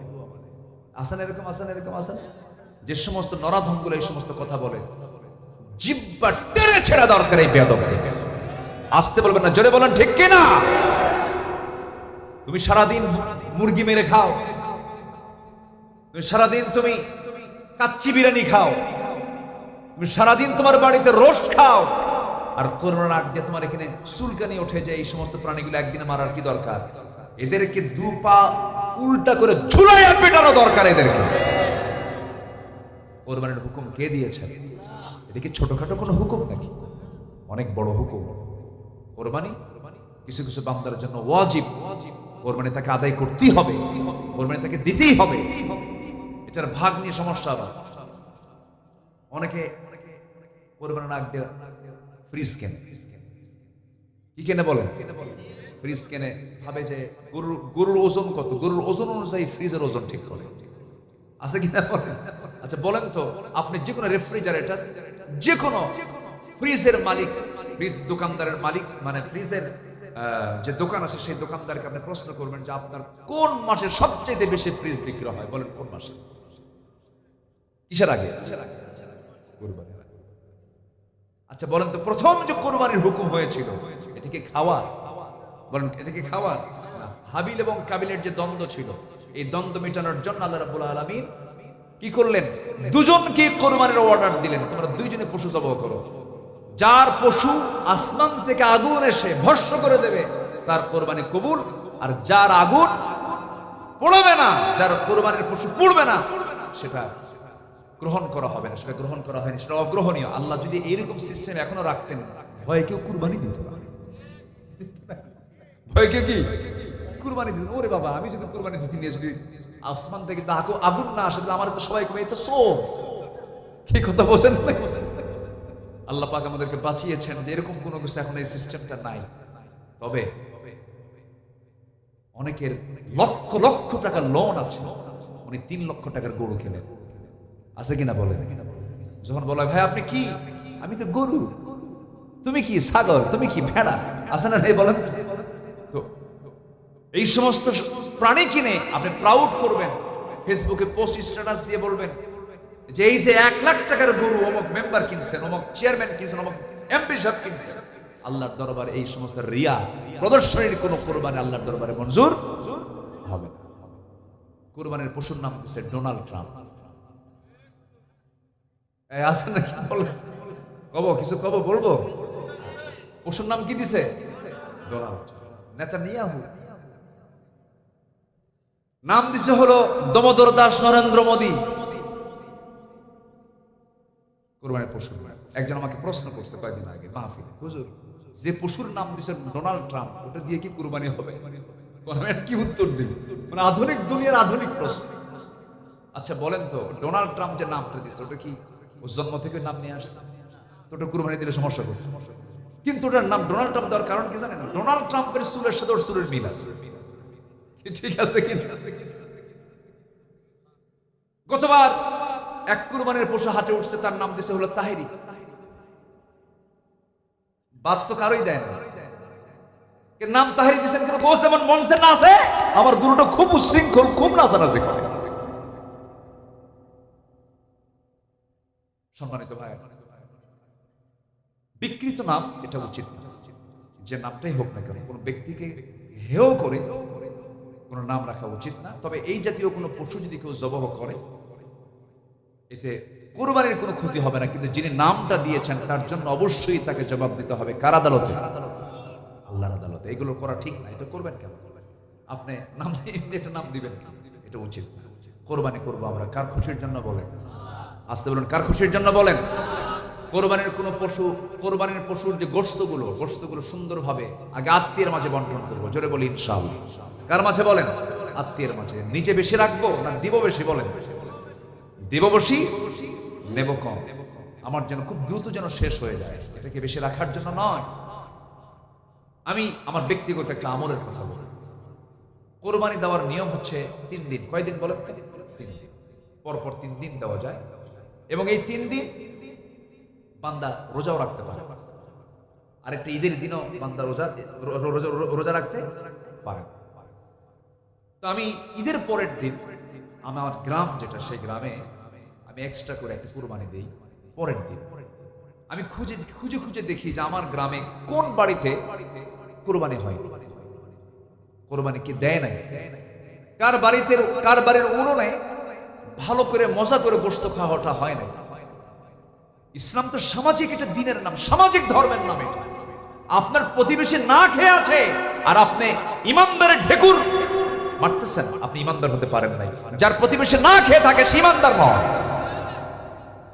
আমি পরের দিন করি কি, আমি নিজে ব্যক্তিগত একটা আমলটা বলা ঠিক না, আমি বলে ফেললাম, আমি সেটাকে জবহ করে টোটাল আমার গ্রামে যারা কুরবানি দেয় নাই, যারা অনাথ, যারা দিতে পারে নাই, তাদের বাড়িতে বাড়িতে একটা করে অংশ আমার পক্ষ থেকে আমি তাদেরকে দিয়ে আসি।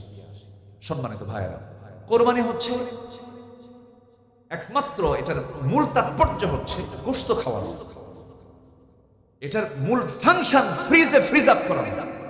কোরবানির মূল তাৎপর্য হলো আল্লাহ তোমার বন্ধু ইব্রাহিমকে তুমি যেমন করে পরীক্ষা করতে নিয়া তার সন্তান ইসমাইলকে তার সামনে হাজির করে ছুরি দিয়ে তার গলা আঘাত করে নিয়েছ, ছুরি চালায়া দিয়েছ, কিন্তু আল্লাহ তাআলা সেই ইসমাইলকে জবহ না করায়া, আল্লাহ পাক তার নিয়তকে কবুল করায়া দিয়া একটা দুম্বা তার সামনে হাজির করায়া দিয়া এই কোরবানির রসমটা চালু করলেন। বলুন তো, ইব্রাহিম তিনি জবহ করেছেন কোন প্রাণীকে না নিজের সন্তানকে, কলিজার টুকরা সন্তান?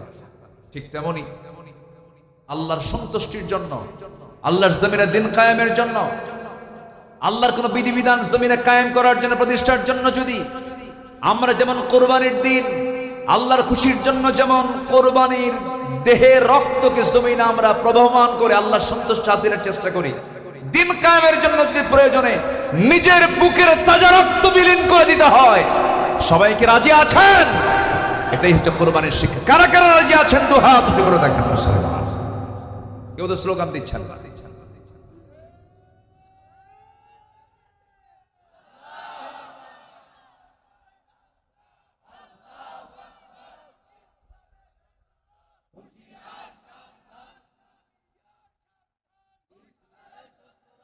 আল্লাহ কবুল করেন, জোরে বলি আমিন। তাহলে জীবন দেব আমরা কার পথে? জীবন দেব আমরা কার পথে? আল্লাহ আমার জান এবং মাল কিনে নিয়েছেন জান্নাতের বিনিময়ে। কিসের বিনিময়ে বলেন? জান্নাতের বিনিময়ে। আল্লাহর হক আদায় করার জন্য 10টা কাজ। 1 নম্বরে বলেছে শিরিক করা যাবে না। নাম্বার 2 হলো ভালো ঈমান আনতে হবে এবং টিকে থাকতে হবে সেই পথে। নাম্বার 3 হলো আল্লাহকে ভয় করা। নাম্বার 4 হলো আল্লাহর বিচারে ফয়সালা মেনে নেওয়া, আল্লাহ যা বলেছেন সেই জায়গায় কোনো প্রকার অভিযোগ না তোলা, আপত্তি না তোলা। নাম্বার 5 হলো সালাত কায়েম করা, যাকাত আদায় করা। নাম্বার 6 হলো হজ করা।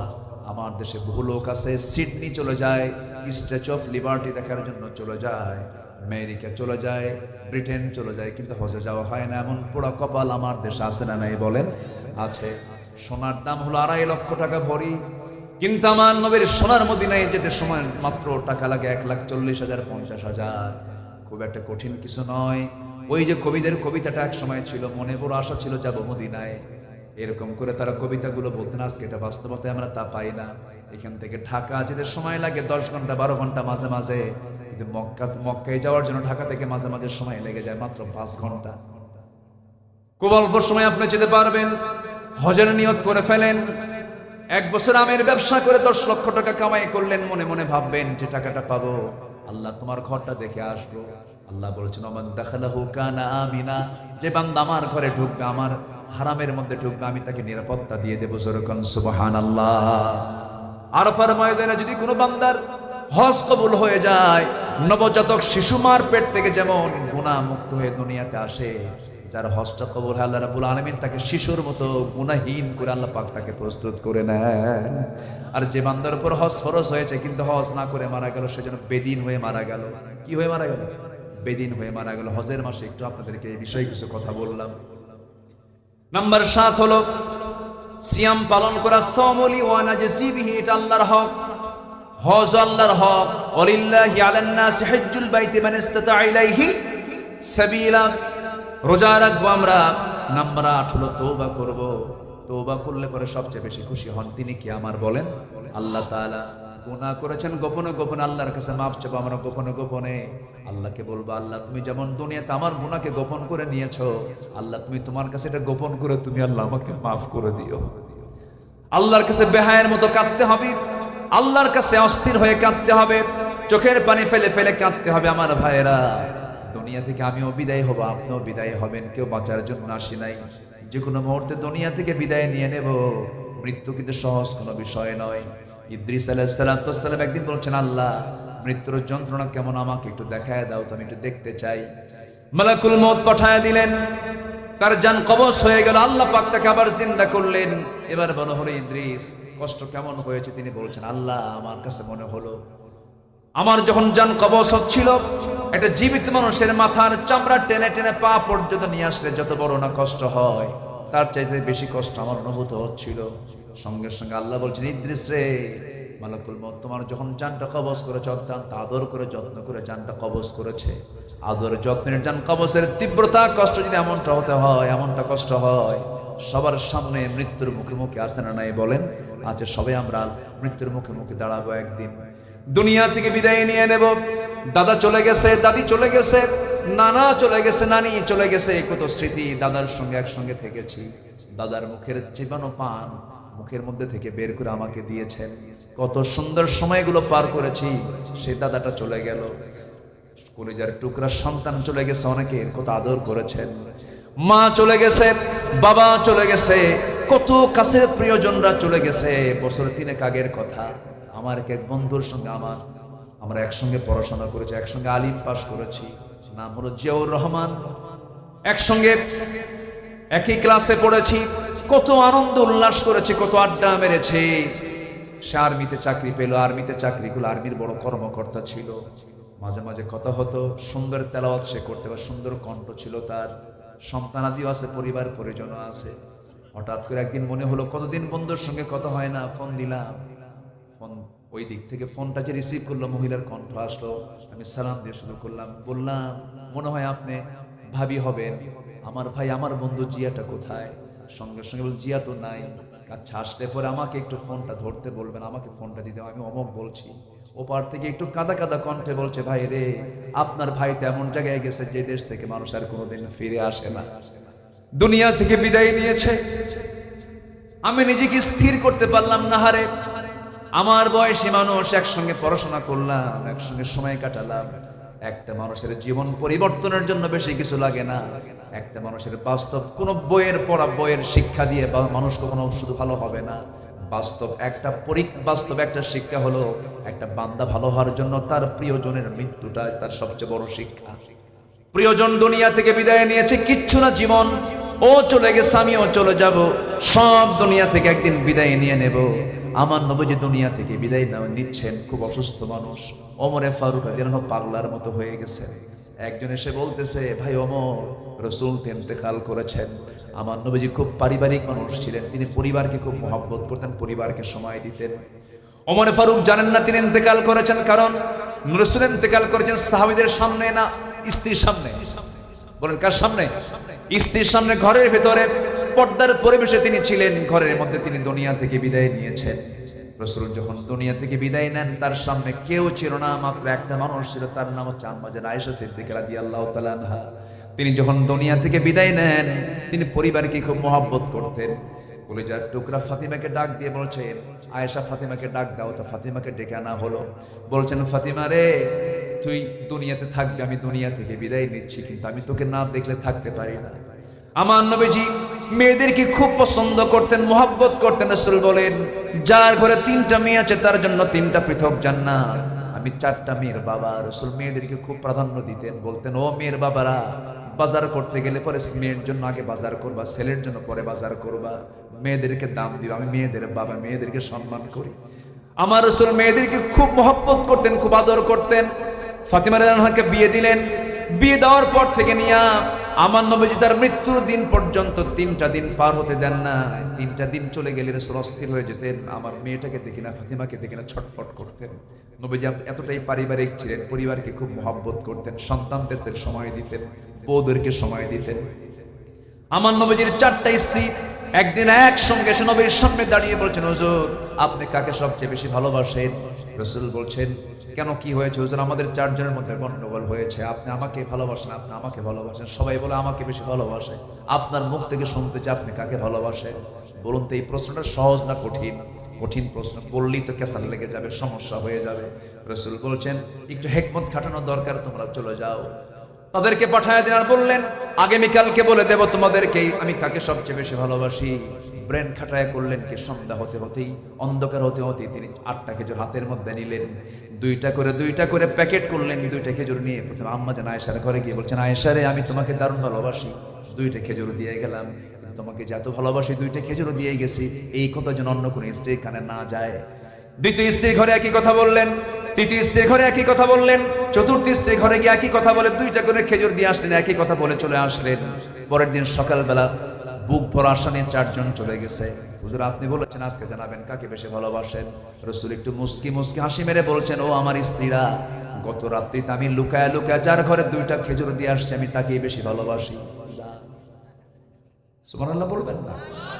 আমার নবীজির বিজ্ঞতা, আমার নবীজির কি সুন্দর সিস্টেম পদ্ধতি।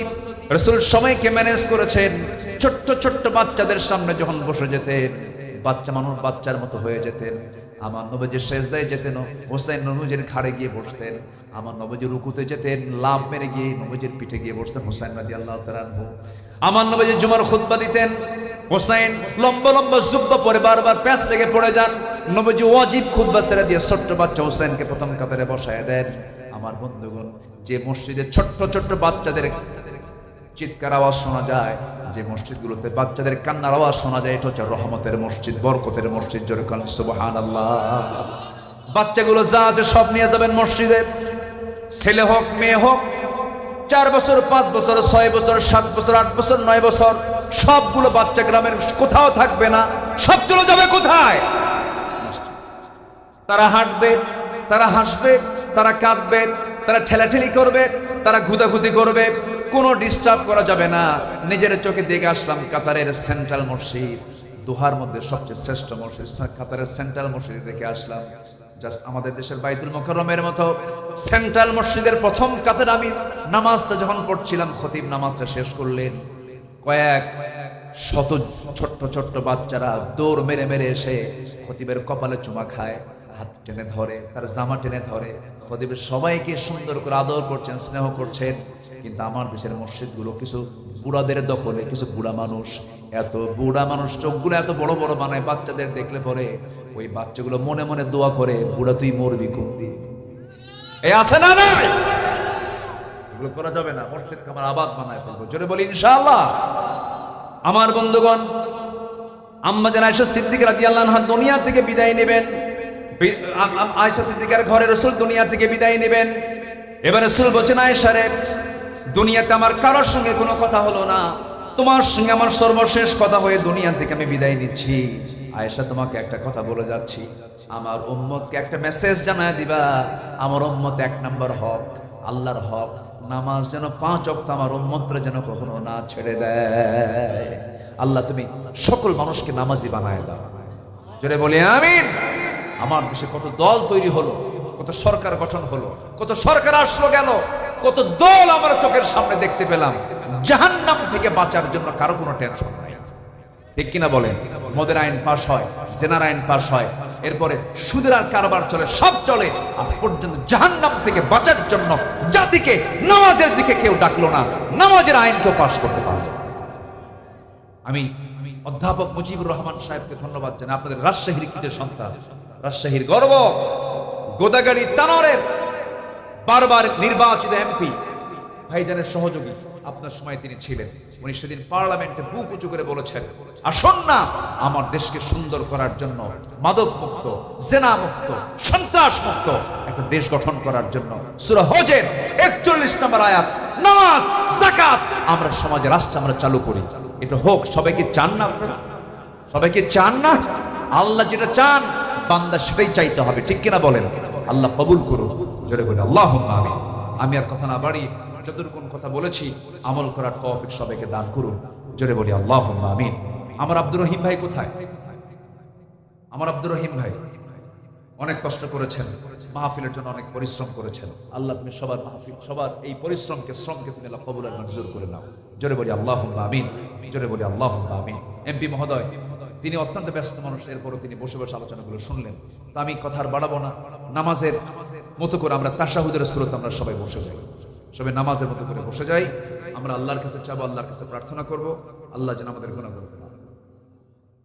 তিনি অনেক কষ্ট করেছেন, অনেক যোগাযোগ করেছেন, এসেছি, আপনাদের সঙ্গে দেখা হলো। কষ্ট পেয়েছেন নাকি আপনারা? আল্লাহ যেন খুশি হন, জোরে বলি আল্লাহুম্মা আমিন। অনেক মিডিয়ার কর্মীরা এসেছেন, অনেক কষ্ট করে এসেছেন, রাত বিরাত তারা এই কষ্টগুলো করেন। আল্লাহ তুমি তাদেরকে এটার জন্য উত্তম জাযা দিয়ে দাও, জান্নাতের কারণ বানায় দাও। আল্লাহ তাদেরকে পেশাদারিত্বের মানসিকতা নিয়ে খেদমত করার তৌফিক দিয়ে দাও। কমিটির ভাইদেরকে বলবো, তারা কষ্ট করে এসেছেন, একটু খাবারের ব্যবস্থা করে দিন। এই আপনারা খাইছেন? আপনারা খান নাই? আরে দেখছেন না হুজুর, মানে খুব কষ্টে আছে। একটু দেখা যাক, আমি বলেছি আব্দুর রহিম ভাইকে, উনি পারবেন ইনশাআল্লাহ। আপনার খাওয়া দাওয়া করে যাবেন, অনেক কষ্ট করে আসছেন, অনেক দূর দূর থেকে, ওই নওগাঁ থেকে আসছে এক ভাই, উনি পুলিশ সদস্য, উনি পুলিশে চাকরিও করেন, আবার এই দিনের খেদমতে তিনি নিজেকে প্রস্তুত করেছেন। অনেকে কষ্ট করে আসছেন, আমরা সবার জন্য দোয়া করি। আপনারা আসছেন, আমরা এখন সোজা দোয়ার দিকে যাবো। আমরা চাইবো কার কাছে বলেন? আল্লাহর কাছে। আল্লাহ তুমি সবার সন্তানকে চক্ষু শীতল করে বানায় দাও, পরিবারকে তুমি শান্ত করে দাও। আমাদের এমপি মহোদয় তার আম্মার জন্য দোয়া চেয়েছেন, তিনি তার আম্মাকে সম্প্রতি কয়েকদিন আগে নিজের হাতে কবর শোয়ায় রেখেছেন। আল্লাহ তুমি তার মার কবরটাকে জান্নাতের নূর দিয়ে মুনাফার করে দাও, জোরে বলি আল্লাহুম্মা আমিন। এই আশাবাদ কামনা করে আসুন আমরা আল্লাহর কাছে চাই, আল্লাহর কাছে প্রার্থনা করি। আমার আব্দুর রহিম ভাইকে সবাই চেনেন, চেনেন নাকি? দাড়ি রাখলে কেমন হয় বলেন তো? ভালো হয়? আচ্ছা, আল্লাহ তুমি তাকে দাড়িওয়ালা বানাও। আপনি এত বড় খেদমত করলেন, দাড়িটা রাখবে না? ভাবির কোনো প্রবলেম নাকি? কি চিন্তা করতেছেন? কোনো সমস্যা নেই, চিন্তা একটাই, রাসূল সুন্নাহ, রাসূল দাড়ি রেখেছেন, আমি দাড়িওয়ালা জানি তো, সব শুনেছি আমি, আমার তো এটা মাথায় নিয়ে আছে।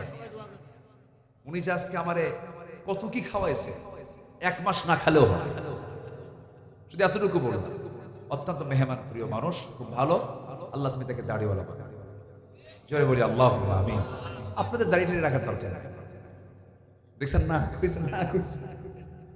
আমরা সবাই সুন্নাহ মেনে চলবো। কে কখন চলে যাব? দাড়িটা নিয়ে গেলে আল্লাহ বেজার হবেন না খুশি হবেন? সুন্নাহ, এটা সুন্নাহ কিন্তু অনেক গুরুত্বপূর্ণ, দায়মে সুন্নাহ। এটা সুন্নাতুল আম্বিয়া, সকল নবীর সুন্নাত। এটা আদম থেকে নিয়ে রাসূল পর্যন্ত যত নবী সব মোছওয়ালা না দাড়িওয়ালা? সব দাড়িওয়ালা।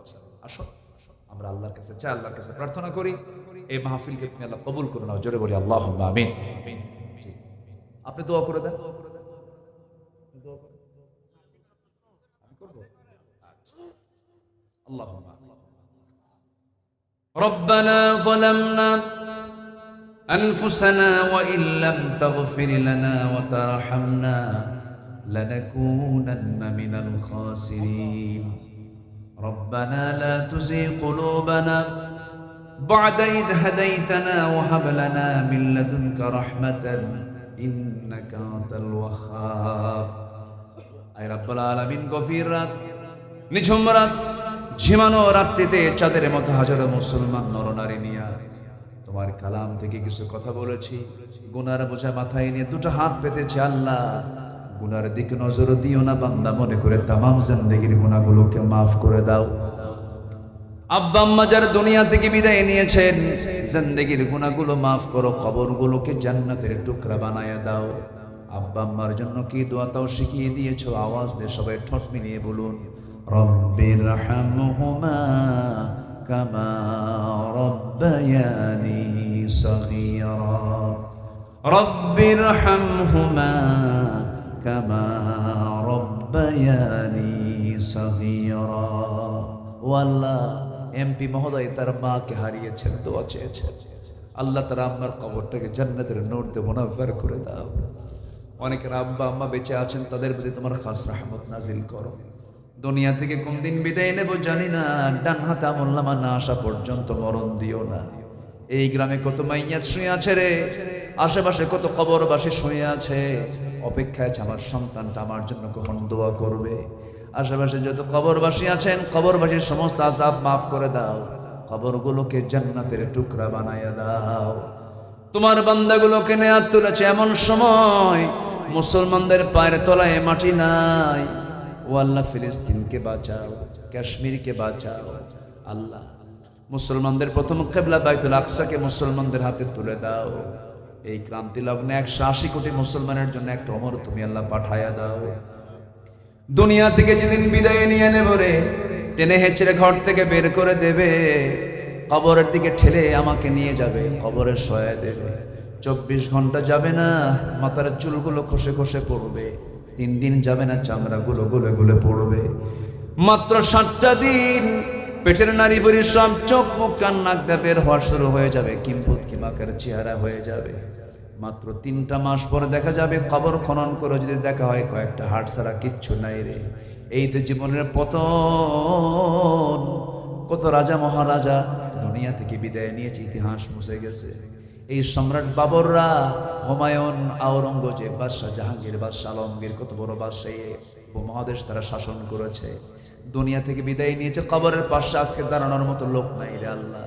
এই যে দুনিয়ার নিয়ম রে আল্লাহ, দিন শেষে কেউ বন্ধু নাই, তুমি আল্লাহ, তুমি আমার বন্ধু, একমাত্র বন্ধু আল্লাহ।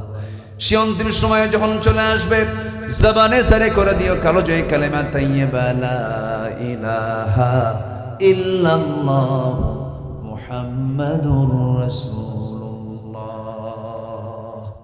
আসসালামু আলাইকুম ওয়া রাহমাতুল্লাহি ওয়া বারাকাতুহু।